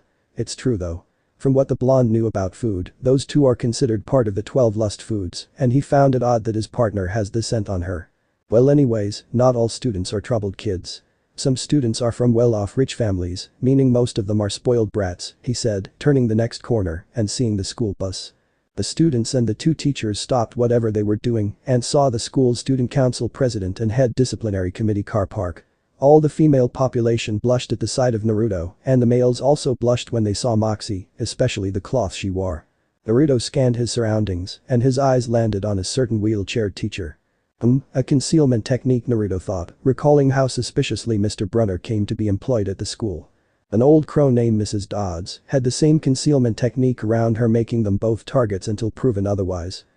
Mr. Brunner smells of a horse's ass and Mrs. Dodds smells of decay. If they do prove to be hostiles, then I'll have to eliminate them, the blonde thought before hooking his arm around Moxie, making the people think they were both a couple. Many of the students quickly quieted down and remained where they were, lest they want to suffer the blonde's wrath and severe punishment. But unfortunately, some students have yet to notice the blonde. Naruto saw some food being thrown at a crippled kid who the former Leaf Shinobi identified as Grover Underwood. I'm not in the mood for this, he thought, and, in a blink of an eye, Naruto pulled Grover back, avoiding the wads of peanut butter and jelly. Naruto turned his gaze to who both threw and wasted perfectly good food. His cold, piercing eyes landed on one Nancy Bobofit and her friends, who froze under the blonde's gaze and started sweating bullets, knowing how screwed they were. Picking up the food from the ground, Naruto made his way towards the school bully and her lackeys, while channeling a bit of Kai, killing intent, and concentrating it towards the annoying girl. Once he was in front of them, Nancy and her friends felt like death was staring down on them. "Eat it," he said in a cold tone that would freeze the underworld over. But she stuttered and shrunk beneath Naruto's gaze. "Eat it or else," he said, and suddenly a demonic mask materialized behind the blonde. Blood was flowing out from its mouth and eyes, while red glowing eyes were looking down on them, as if begging them not to, so it could devour them. Out of fear, Nancy shoved the food, which was on the grass, down in one go. "Good, next time don't waste food or else," he said with a sickening sweet smile that promised pain. Naruto walked back towards Grover and Percy, both petrified in fear. "Underwood, be more mindful of your surrounding, and Jackson, be more attentive, would you kindly," he said, still wearing that sickeningly sweet smile. It didn't help that the demonic mask was still behind him, both teens nodded. "Good." And just like that, the mask disappeared as Naruto turned around to leave, until. Naruto. Could I ask you a question?" Percy said, mustering enough bravery to do so. Naruto turned his head sideways and nodded. What was that?" "I mean that demonic mask that was behind you," the sea green-eyed teen asked nervously. The blonde gave him an innocent look that looked all too fake and tilted his head a bit. "You must be seeing things, Percy. Is the heat getting to you? Do you feel dizzy? Did you not take your morning grains? Because I do not know what you are talking about," Naruto answered in a fake innocent tone. Bullshit, both teens thought. "Well, in any event, you are allowed to eat during the tour, so long as you remember to throw your trash in the proper recycling bin. Now hurry along, the tour is about to start." With that said, the enigmatic blonde rejoined his partner. "And Percy," Grover said while shaking his head. "Yeah," was Percy's response, since he wasn't sure if Naruto meant it or not. Naruto hooked his arms around Moxie, who gave him a bloodthirsty and lustful grin. "My, you were so dominant there, my cute little fox," she whispered in a husky tone while pressing her impressive bust on his arms. "Making me feel hot under the weather, you better take responsibility for this later," she said. The blonde shook his head and wondered how he puts up with her quirks, but he guessed that that's what he likes about her. It was her quality and her honest personality along with her attitude that he truly liked, and her beauty and sexiness was just a bonus to him. He got used to Moxie's quirks and accepted it. Besides, he wouldn't and won't have her change who she is for anything. "Haha, maybe. Who knows," he said simply. From the corner of his eyes, Naruto spotted an 8-year-old girl with mousy brown hair. Her eyes held an amount of warmth and care that the blonde had never seen before. A gust of wind caused him to blink, and when he opened them, the girl was suddenly gone. Odd, he thought before turning his attention to the wheelchaired Latin teacher.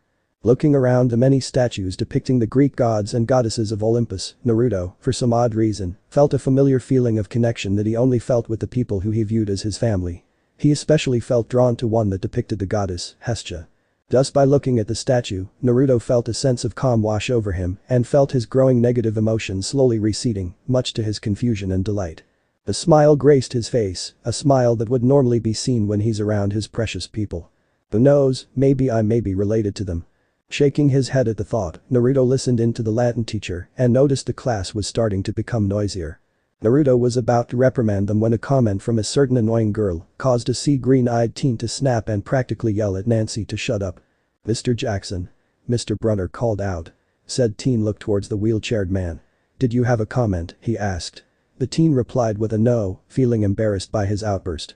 "Mr. Brunner, it wasn't Jackson's fault, Bobofit along with some of the class were being noisy," Naruto said in defense of the dark-haired teen, albeit stoically. This got a nod from Mr. Brunner and a thankful look from Percy. Jackson, leave the reprimanding to me and mind your words, also any more inappropriate noise, and violator will receive 2 weeks detention and 3 days community service."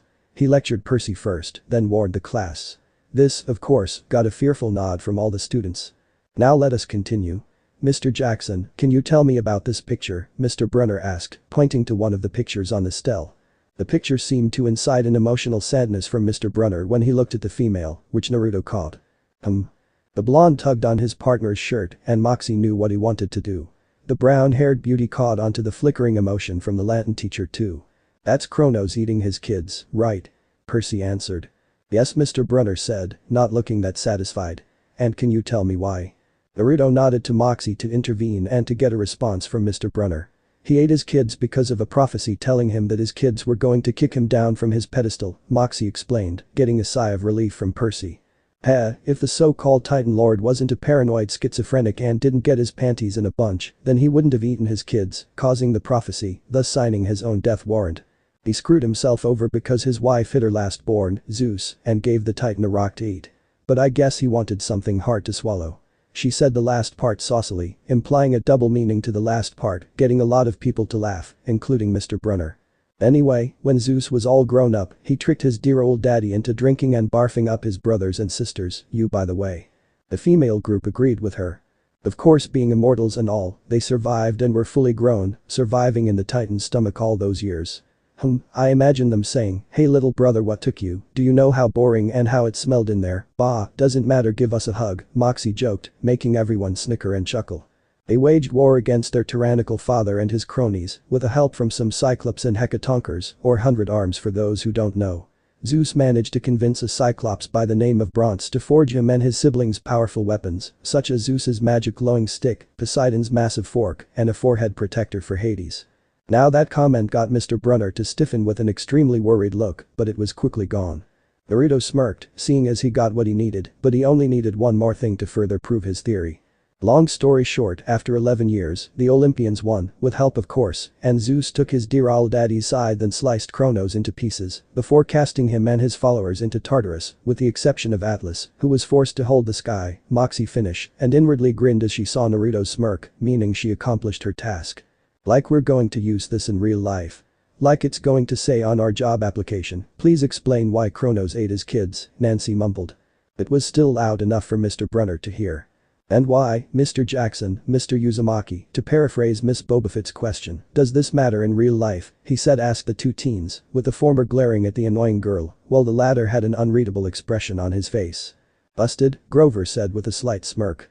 Shut up, Nancy snapped barked at Grover, while blushing as red as her hair because of the embarrassment she felt. Naruto decided to speak first to save Percy from embarrassment. Since both Greek and Roman culture have significant impact in modern civilization and society, such as art, science, philosophy, laws, and warfare to name a few, he answered, not really caring, as his mind was racing for a plan to get the teacher alone. Percy sighed as Naruto's answer not only shut Nancy up, but, more importantly, saved him, since he wasn't able to think of an answer. Soon, everyone was outside eating their lunch. But for some odd reason, the weather outside was starting to storm. Another odd thing, aside from Naruto, Moxie, Grover and Percy, no one seemed to notice. This feels like a genjutsu, but on a much higher scale, Naruto thought. Then, all of a sudden, the blonde felt a fluctuation of power, making him turn towards where he felt the fluctuation and saw the water from the fountain rise up and push Nancy on her behind. His eyes widened slightly at that and turned to his partner, who nodded confirmation. Percy pushed me, Nancy whined as Mrs. Dodds came right up to the sea green-eyed teen. The blonde's instincts told him to follow the two. He followed them to a secluded part of the museum and he could hear a small argument between Mrs. Dodds and Percy. Peering through the door, the blonde saw Mrs. Dodds transform into some weird bat-like creature. Before she could attack Percy, Naruto decided to make his presence known.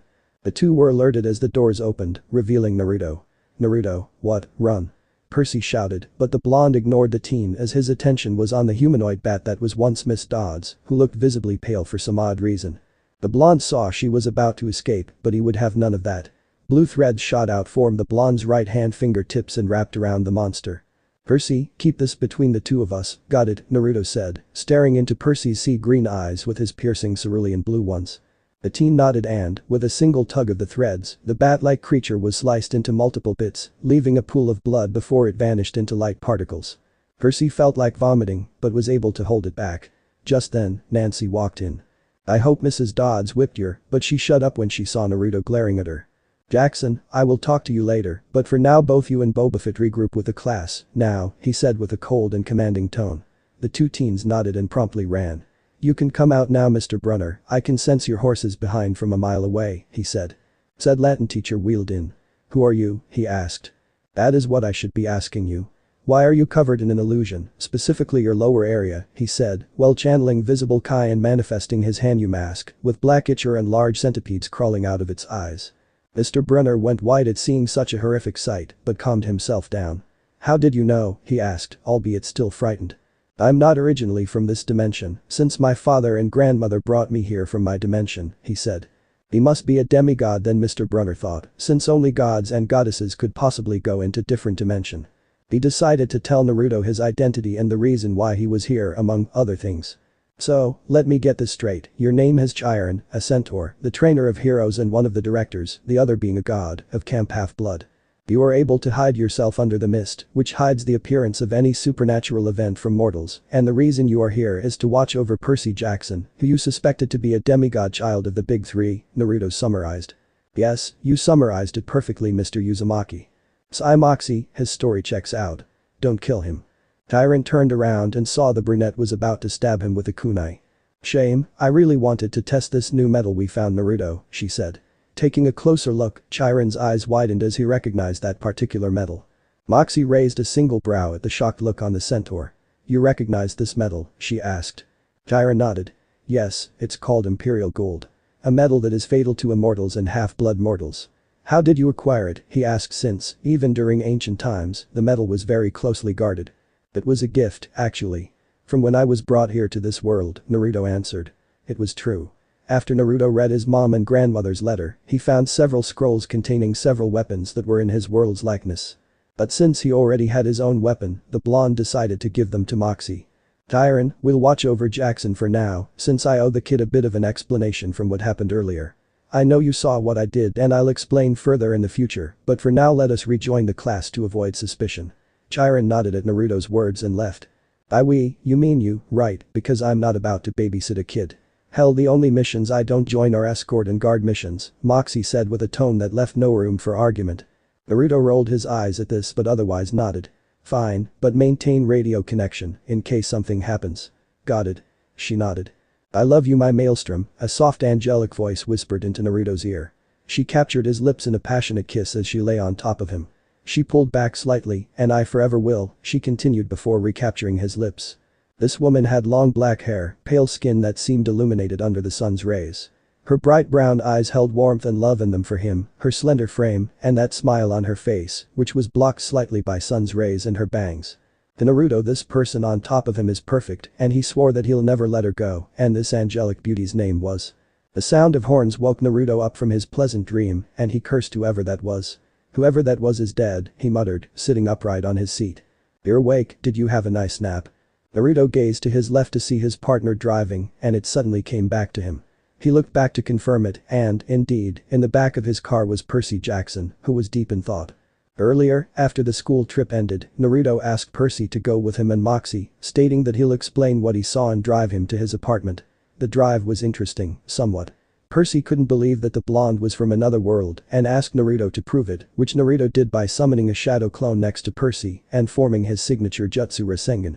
Needless to say, Percy's mind was blown and made him think that Naruto was some kind of superhero in disguise, like he read in his comic books, which Naruto denied saying heroes doesn't exist in real life, only people doing their jobs that make them out to be. After that, Naruto took a small nap since there was slight traffic. That was an hour ago. I did before that annoying horn woke me up, Naruto said in an annoyed tone, though he covered the emotion he felt. He felt a pang of sadness in his heart as he recalled that evening.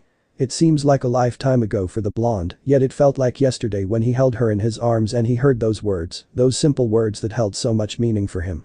But it would seem his partner noticed as Moxie squeezed Naruto's hand softly to let the blonde feel that she knows and is comforting him. He smiled slightly and nodded to her, thanking her for, once again, being there for him. Taking in some air, Naruto calmed himself down before looking back at Percy. Jackson, this is your stop, I'll see you tomorrow okay, he said. Percy nodded and got out of the car.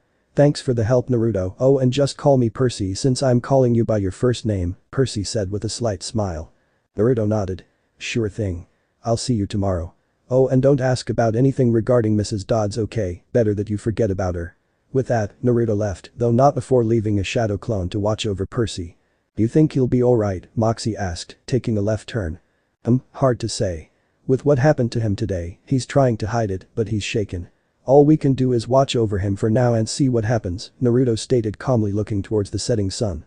The sky was giving off a menacing color of red-orange, and, to Naruto, it was foreboding. Why do I get the feeling that things are going to change? Whatever that feeling was, one thing is certain in Naruto's mind, he's ready for anything. By the way, why did you admit to Chiron that the medal was a gift? Moxie asked, wondering why her blonde partner love interest admitted it. It wouldn't matter if you got the information out of him. Based on his reaction, that kind of metal ore is something of a rare commodity that is not easily found, so no making bullets out of imperial gold, the blonde replied, getting a cute pout from Moxie. A shame I couldn't get a new toy.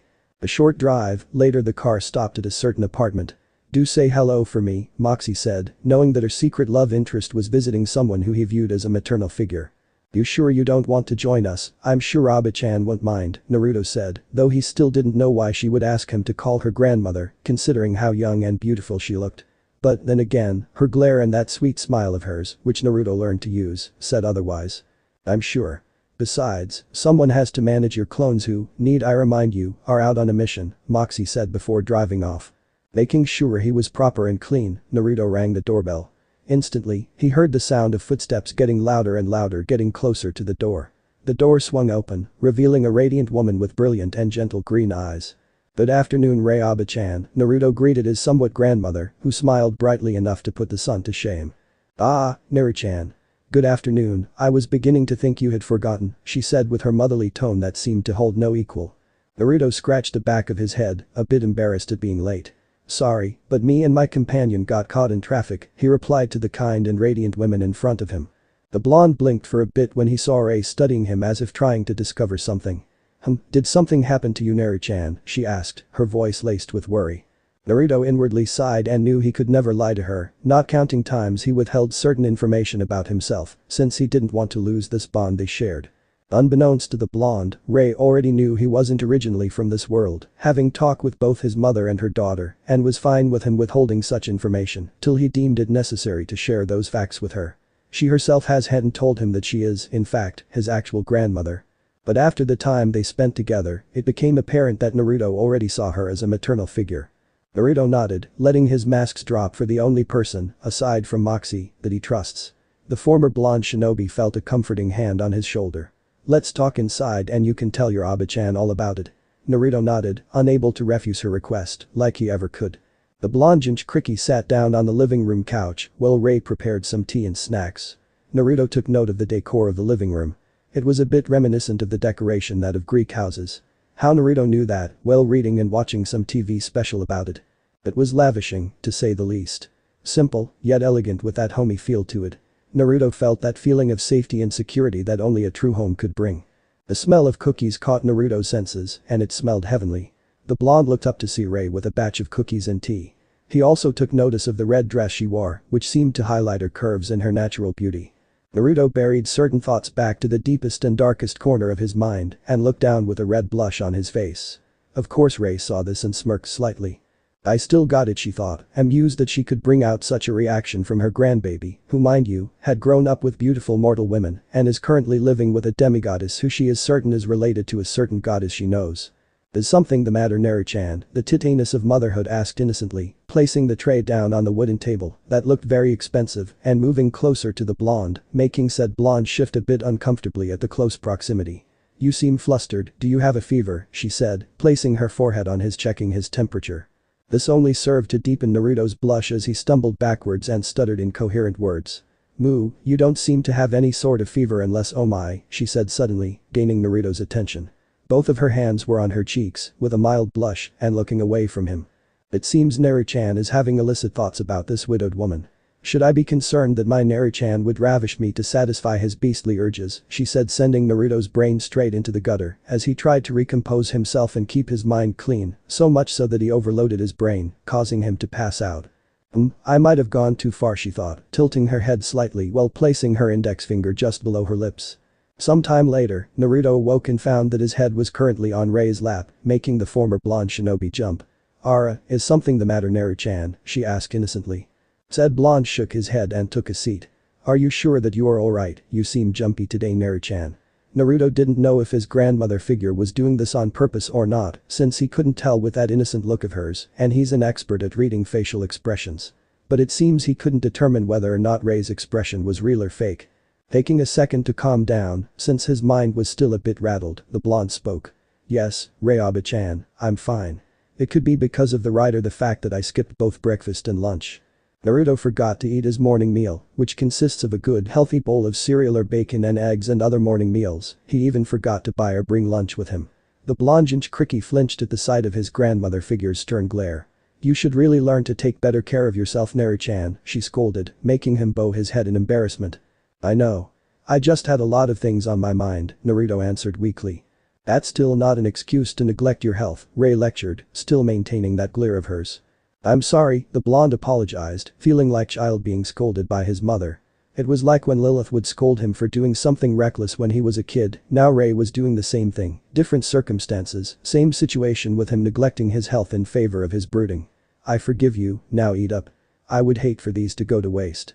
She gestured to her homemade cookies, which the blonde found very addictive. Same with his ramen addiction and a bit of a cereal addiction. "So, are you going to tell me? What has caused my Naru-chan such emotional distress?" she asked before taking a sip of herbal tea. The Titania saw Naruto flinch ever so slight and she instantly knew it had something to do with his past. Something very painful. It was further backed up by the fact that he scratched his left side where his heart is. Something must have happened to someone close to his heart to stir such emotions from my grandson, she thought. If someone were to ask how she knew this, the answer that someone would get is that it's Rei's motherly instincts. "Something just made me remember a painful part of my past. It involved someone I loved," he said in a lamentable tone. He felt a familiar painful knot around his heart. It was almost a year since her death, though the exact date was different from his world to this. He still knew when, how could he not? It was, after all, the death of someone he loved and still does. That day has been etched into his very soul. It is something no one could easily forget. Explaining it would be too painful. Even if I recall our time together, any of those memories would only be washed away as I remember her dying in my arms as she said those 3 words before she died. I couldn't say those words back. Sometime while speaking, his tears began to flow down his cheeks. He would not let anyone see him like this, aside from those who he trusted the most. Heck, even back then he didn't shed a single tear, bottling up his sadness, since he didn't trust his former teammates. Naruto felt a pair of arms wrap around his form and a hand rub his back in a comforting manner.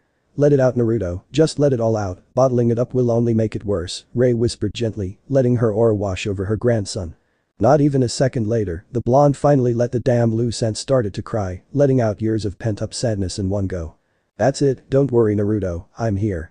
At the moment, Rei didn't see the strong blonde warrior that her grandson had become, but the emotionally damaged child who had been wronged throughout most of his life.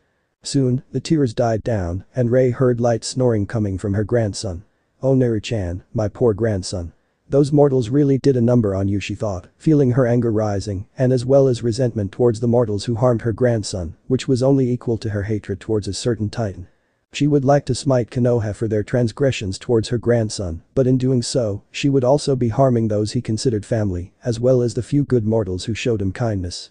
"Let's do away with those thoughts for another time, right now I need to put Naru-chan to bed," she thought, and used her power to teleport to the nearest room and laid Naruto down. "Hypnos, I do hope my grandson sleeps easily and Morpheus, you better make sure his dreams are wonderful or else," she said threateningly, using her omnipresence to send a clear message to the god of sleep and the god of dreams. Both heard it and shivered in fear while proceeding to do just that. They didn't want to suffer the Titanes's wrath. Time skip, 1 week. It has been well over 1 week since the incident at the museum. For a certain dark-haired teen, it was hectic. Everyone around him acted like Mrs. Dodds didn't exist and was on their merry way, oblivious to everything. The only person he could talk to about this was one blonde shinobi, as Naruto called himself. Naruto understood his reason for being jumpy and helped Percy so he wouldn't lose his mind, or at the least feel out of place, so to speak. The blonde noticed that Grover had been acting strange as well. It was as if something was on the verge of jumping him or he was expecting something bad to happen at any moment. Seriously, Naruto thought that goat-smelling kid was on drugs or was high on medication due to the boy's jitteriness. It wasn't until he asked Chiron about Grover's questionable acting that he got an answer. The trainer of heroes admitted that Grover was Percy's assigned guardian and a satyr half-man half-goat, which explains the goat smell. And the reason why Grover was acting so nervous was because of the incident with Mrs. Dodds and the fear that other creatures may know of Percy. But Naruto was not satisfied and felt Chiron was holding back on him, but the centaur's look pleaded that he not press the issue. So he let the matter drop, for now anyways. Naruto hated not knowing anything about the situations he was in, even during his time with Moxie. Before the two would pick a contract, the blonde would gather as much information as he possibly could. Of the people he and Moxie would work for to the mission itself, such as the place, the people, and, in most cases, the opposition they were up against. The blonde would go into every tiny detail and make sure no stone went unturned. After all, knowledge is power and, in the right hands, it could become a tool of salvation or utter destruction. An example of this was in the battlefield. Lack of information is fatal in the field. It is a recipe for disaster and utter failure. You're basically going into unknown territory blind, not knowing how many people are going to kill you. There is that old saying, blind a soldier for a second and he or she is dead. Or ignorance can and will get you killed. Percy still felt out of place, more so than usual, making the blonde sigh as he looked over some paperwork. "Percy, stop jittering like a bug and just relax," the blonde said in a calming tone before stamping down on one of the files. Currently, Percy was in Naruto's office, or rather, the student council office and the disciplinary committee, since he just couldn't stand the atmosphere of the people around him, aside from his friend Grover and Chiron, or, as he still knows him, Mr. Brunner. "I know you feel out of place at the moment, but try your best to ignore it. Besides, Mrs. Dodds, from what I gather, wasn't your favorite teacher, so this shouldn't be affecting you this much," he said, not taking his eyes off his paperwork. It would be much easier to use his shadow clones, but he didn't want to be too dependent on them. "It's just frustrating and weird to see everyone act so casual, like that old coot never existed in the first place," Percy said, frustrated.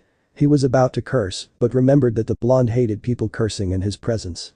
Anyone caught talking in such a vulgar manner would be strictly punished for it.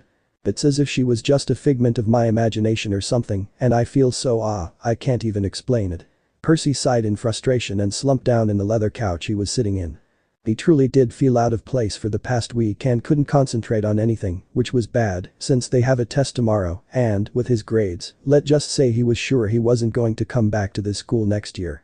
The blonde sighed softly, finally finished with the last stack of paperwork. "Whoever invented this, may they suffer in the afterlife."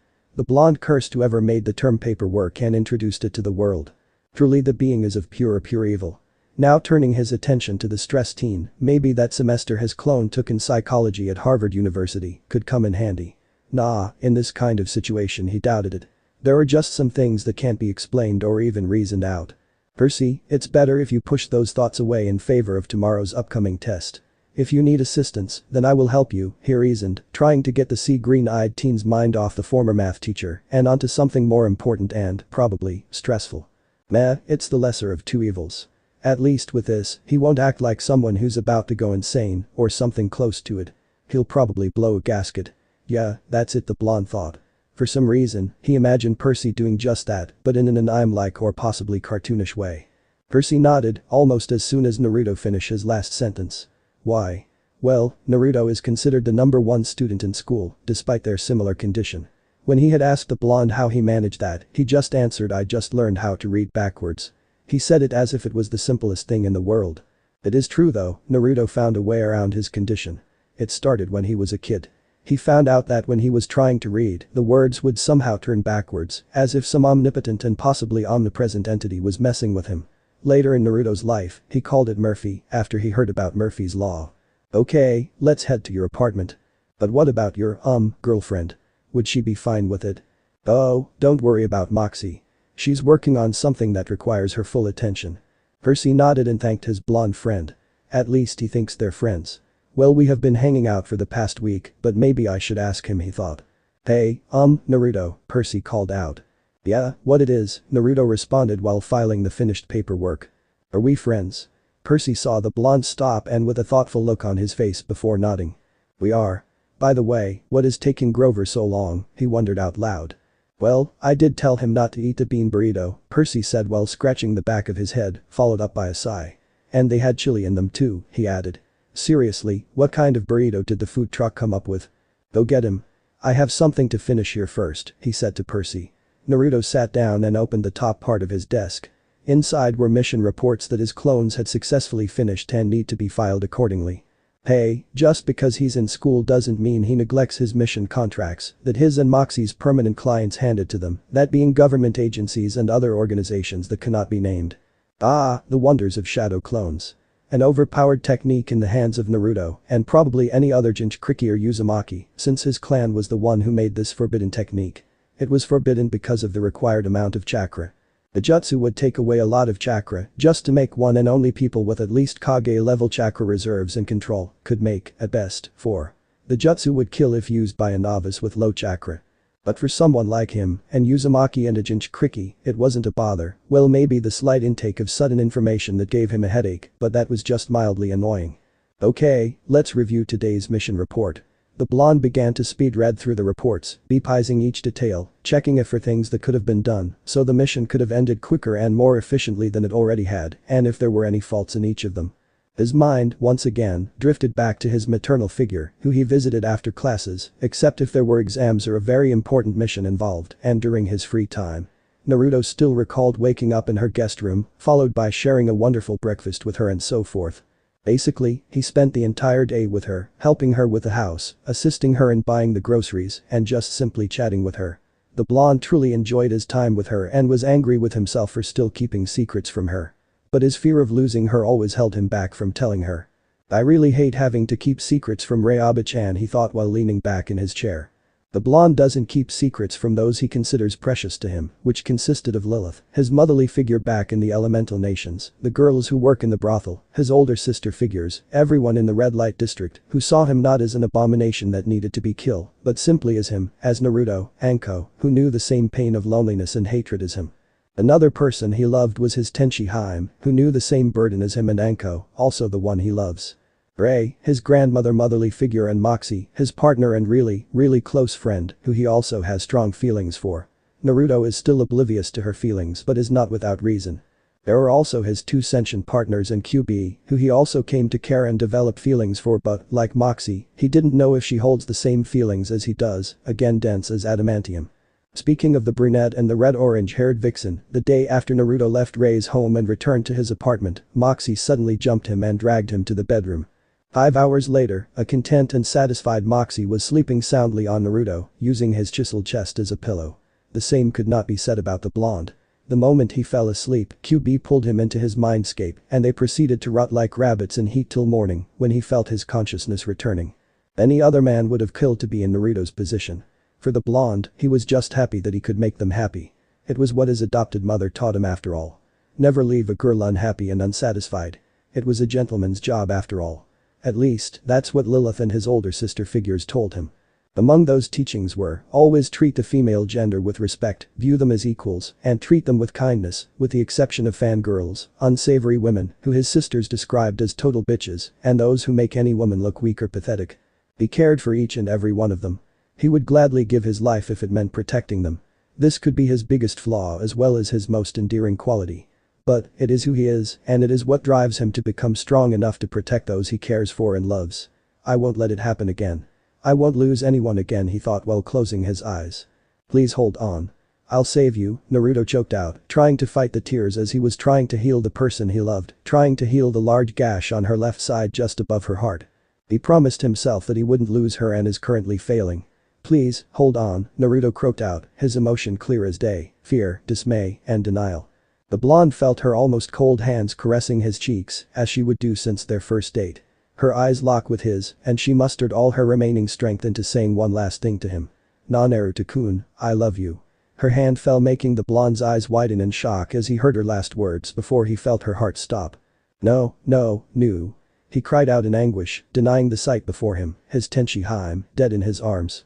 Naruto jerked up harshly, panting heavily, tears flowing down his face as he recalled the day he lost a piece of himself and the person he loved, but he couldn't mope around since he felt 2 familiar presences. He quickly took out some eye drops and some paperwork just before Percy and Grover came in. "Naruto, I got Grover here so we could wait, are you crying?" That earned Percy a slap on the head by Grover, who pointed to the eye drops and the stack of papers. "No Percy, I wasn't crying. My eyes just felt dry, so I had to use some eye drops, and sorry if my voice sounds off, my throat feels dry too," the blonde lied smoothly. So Grover, would you be joining us in a late-night cram? Naruto continued while putting away the eye drops and papers. The teen shook his head. I would, but Mr. Brunner asked me to help him with something. Don't worry, I've studied beforehand, the satyr replied. He could tell that Naruto was studying him with those piercing cerulean blue eyes. It was as if he was trying to determine something before nodded. Then we'll see you tomorrow, Grover. Oh, and just call me Naruto. Got it, the Caucasian teen nodded. Scene change: Percy's dormitory and time skip evening. So, did you get all of that, Percy? Naruto asked as he was currently tutoring the teen, who looked like he just went 3 rounds of boxing and lost. He nodded in response. Okay then, I'll ask you a question, the blonde started. Tell me the difference between Chiron and Charon. Oh, one has an I and the other has an A in their name. And? Chiron, that's with an I, has a horse behind and is known as the trainer of heroes. Charon, the one with the A, is the ferryman of the dead and really greedy due to his obsession with Olympian money. Naruto smiled and nodded. Good, now, why can't you be this attentive in class, and why did you have me read to you? Percy sheepishly scratched the back of his head and chuckled slightly. Well, dyslexia gets in the way, and you don't seem to have a problem with that, so the dark-haired teen trailed off from here. The Jinchuriki sighed.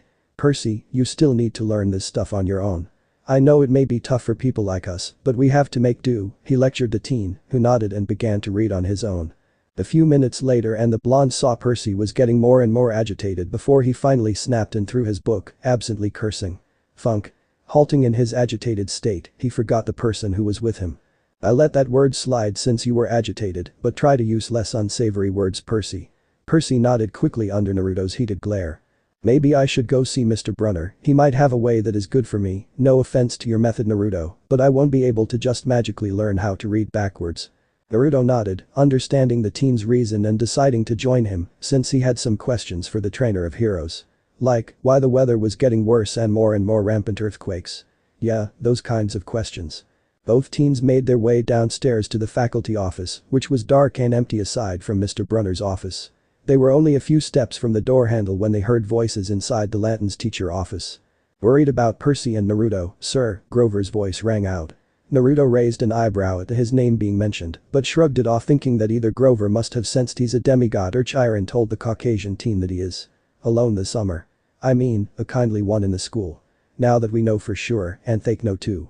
We would only make matters worse if we rushed the boy. And no, I am not worried about Naruto.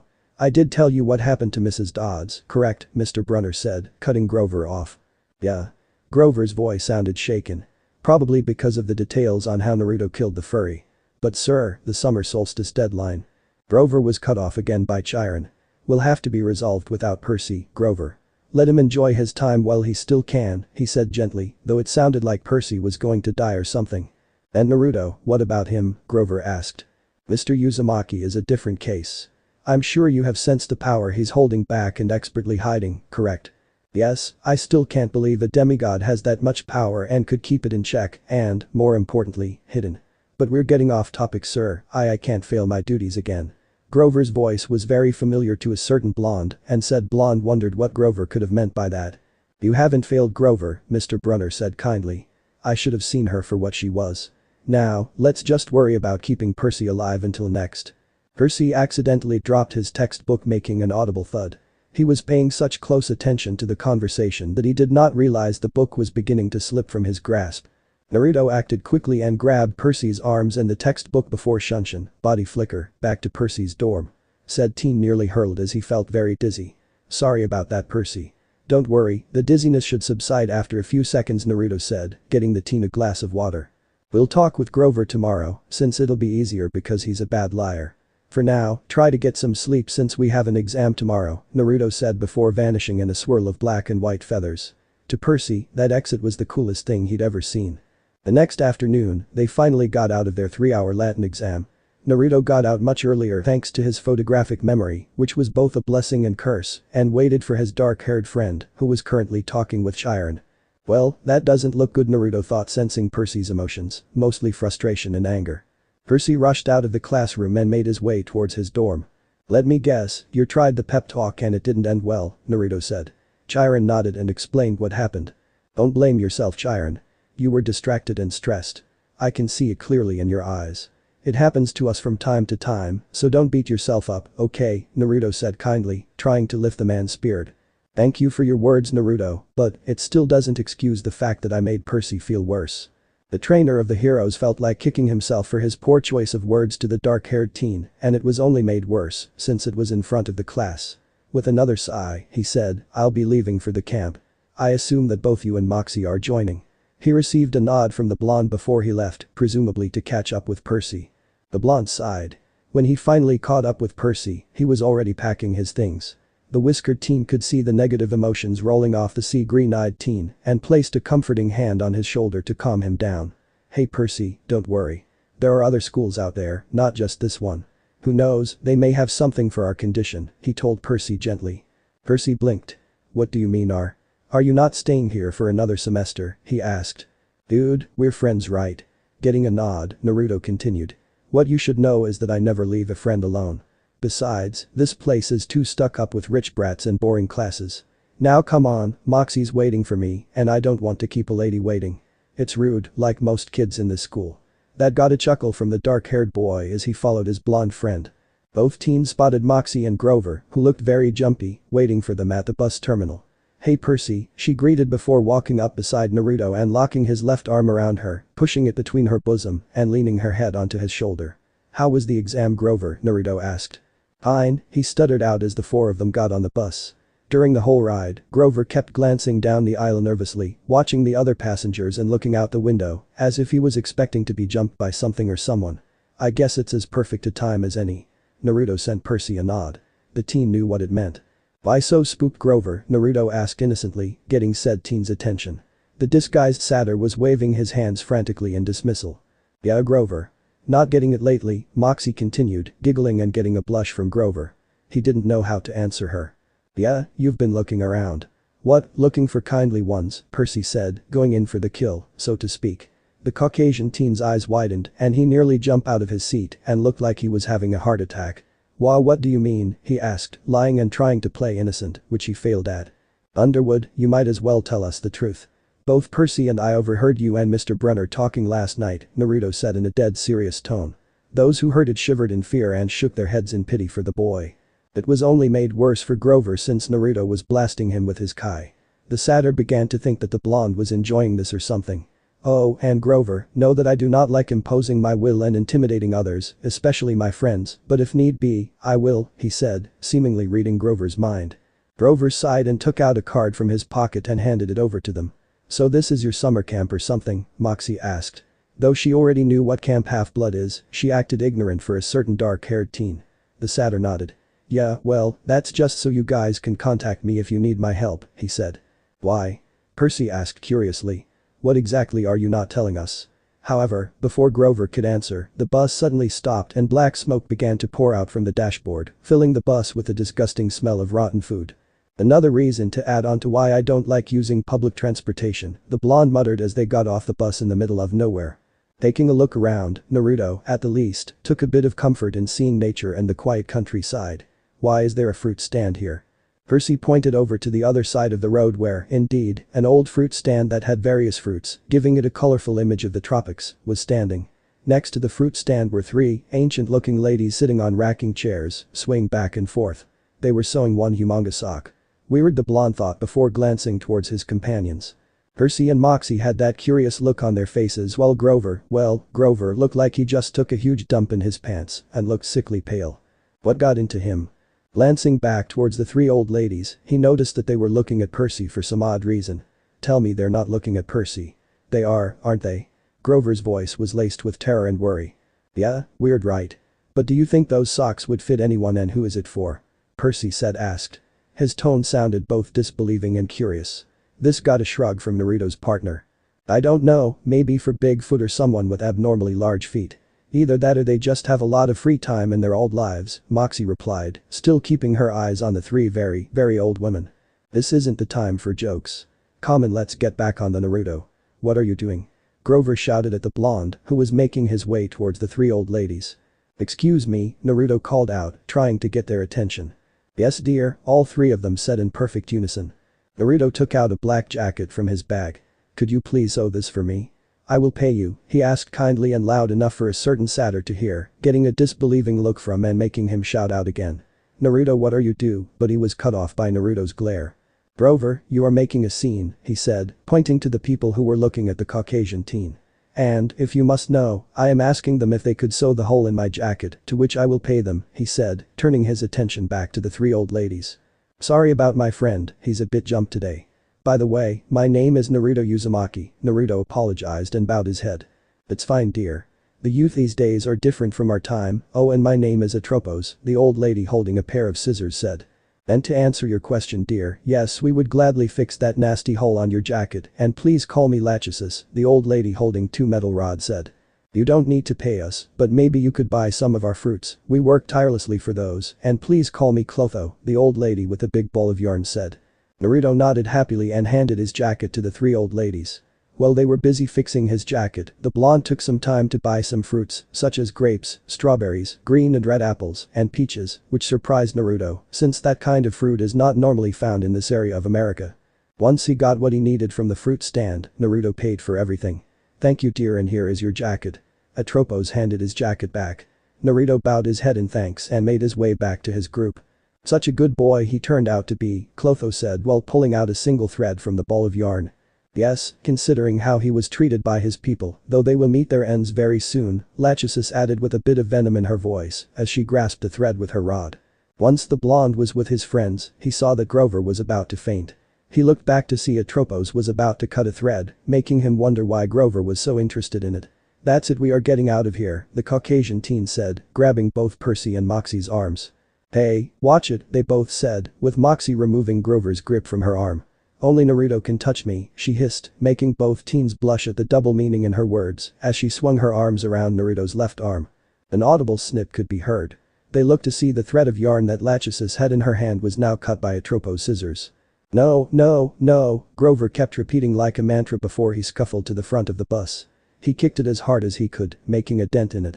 Surprisingly enough, the bus shuddered back to life with the engine roaring. The passengers cheered since they finally get to leave, and the driver patted Grover on the back. "Good thinking, kid. Now everyone, back on board," he said. Naruto was about to get on board when he suddenly stopped, alerting his three companions. He suddenly moved away from the bus and started hailing a taxi. "Naruto, what's wrong?" Percy asked, feeling quite nervous. He blamed it on his Caucasian friend for acting like they were about to be jumped by something. "Percy, is there anyone important to you here?" Naruto asked without even looking at the teen. "My mom, why?" Naruto's tone of voice suddenly filled the sea-green-eyed teen with dread, the same kind he felt before Mrs. Dodds transformed into a monster and was about to kill him. Before Naruto answered the teen, a taxi finally stopped. "I'll tell you on the way, now get in," the blonde ordered. Once inside, Naruto placed the driver under a game jutsu that would make him think that they were having a pleasant chat about summer plans or about school. "The clone that I left in school suddenly vanished." Naruto stopped himself after seeing the confused look on both Percy and Grover, making him sigh. Good thing the taxi was a hybrid, or what Naruto was going to do next would be awkward. He made a cross sign. Suddenly, a poof sound was heard from the back and both teens' eyes widened when they saw another Naruto. "This is one of my abilities and the reason why I can't finish any and all of my paperwork so fast. I can make a clone of myself, and when they dispel, anything they learn passes back to me. From the memory of my clone, our school was burned down." The last part made both Percy and Grover nearly faint, the latter was very close. "Grover, no more lies. The creature that burned our school down and killed all mortals who were still there was a large lizard-like creature with black scales." Grover's skin went pale, and he had to place a hand over his chest to try and calm himself down from having a heart attack. "A dragon," Percy muttered in disbelief. Naruto nodded. "Percy, since that creature came to our school, I'm assuming it is either looking for you or all of us, so we need to leave. We can only take those you consider precious with us." "My mom?" "Alright, when we get there, act casual. We don't want to give your mother a heart attack like the one what Grover almost experienced. Moxie, check on him please." Moxie slapped the Caucasian teen, snapping him from his fear-induced trance. "He's fine," she said casually, though inside she was in panicking and fear. It wasn't until she looked at Naruto's calm and worryless face that her own nerves and fear subsided. If anything, she was berating herself for forget just who she was with. She knew Naruto had already formulated a plan to get them somewhere safe and possibly deal with the dragon, if it comes to that. "Good. Grover, focus," Naruto said while snapping his fingers, getting his friend's attention. "Does Percy's mom know about you?" Grover took a breath and nodded. "Good, then this will make things less complicated." "Wait, what do you mean by that?" The blonde turned to the black-haired teen. "It means that she knew certain things. Things she kept secret to protect you, I assume. This makes it easier to explain to her why we need to leave and go someplace safe. The cab stopped in front of Naruto and Moxie's apartment. Once inside, Naruto conjured up several clones and ordered them to pack cloths, supplies, weapons, passports, money, etc. Once everything was in place, they quickly went to the garage and got in Naruto's car. Percy, point me to your address. The dark-haired teen nodded and told Naruto the location of his house. Scene change. Jackson residence. Sally Jackson, mother to one Percy Jackson, was a beautiful woman with blue eyes that sparkled and changed color in the light. She had long brown hair with a few streaks of gray in it. She was a wonderful person with a kind, understanding, and passionate personality. She was also currently on the floor holding her reddening cheeks, courtesy of her foul-mouthed and abusive husband, Gabe Ugliano, hitting her like he always does when he is in a bad mood, drunk, or just felt like it. Normally, she would have reported such abuse, but knew it wouldn't end well for two reasons. One was because she couldn't back up her claims, since Gabe's poker buddies would back him up, one of them was even a police officer. The other reason, if she does succeed then monsters would pick up on her son's scent. This was the reason she married Gabe, to protect her son, since Gabe had a smell so horrible that it could mask any demigod goddess scent from any monster. The reason was because Gabe smacked her like some whore, which he thought she was. There was an announcement about the school being bombed by a deranged lunatic, with a picture of the smoldering remains of Yancy Academy. The feeling of dread filled Sally as she hoped that her son was not on the list of victims who died in the explosion. Before the news reporter even mentioned a single name, Gabe changed the channel, not really caring about some brats. Sally quickly grabbed the remote and changed the channel back, and to her relief her son was among the students and staff who were safe since they left the school. This action, of course, pissed Gabe off, and he promptly smacked her in the face. "You bitch," he snapped. In his fit of rage, Gabe grabbed Sally's shirt and quickly ripped it. "You need to learn your place, you funking whore. The guys and I will make sure of that." He was about to remove her pants, but was cut off by something piercing his chest and heart. Gabe's poker buddies looked up only to drop dead the second they did. The last thing they saw was a blonde-haired teen with a silenced 5'7". "Mom?" Percy quickly rushed towards his mother's side, and Naruto pulled out his jacket, placing it around her to hide her modesty. "Percy." Finally out of her shocked state, tears welled up in her eyes.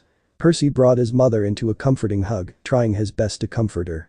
Behind them, Naruto signaled to give the mother and son some privacy.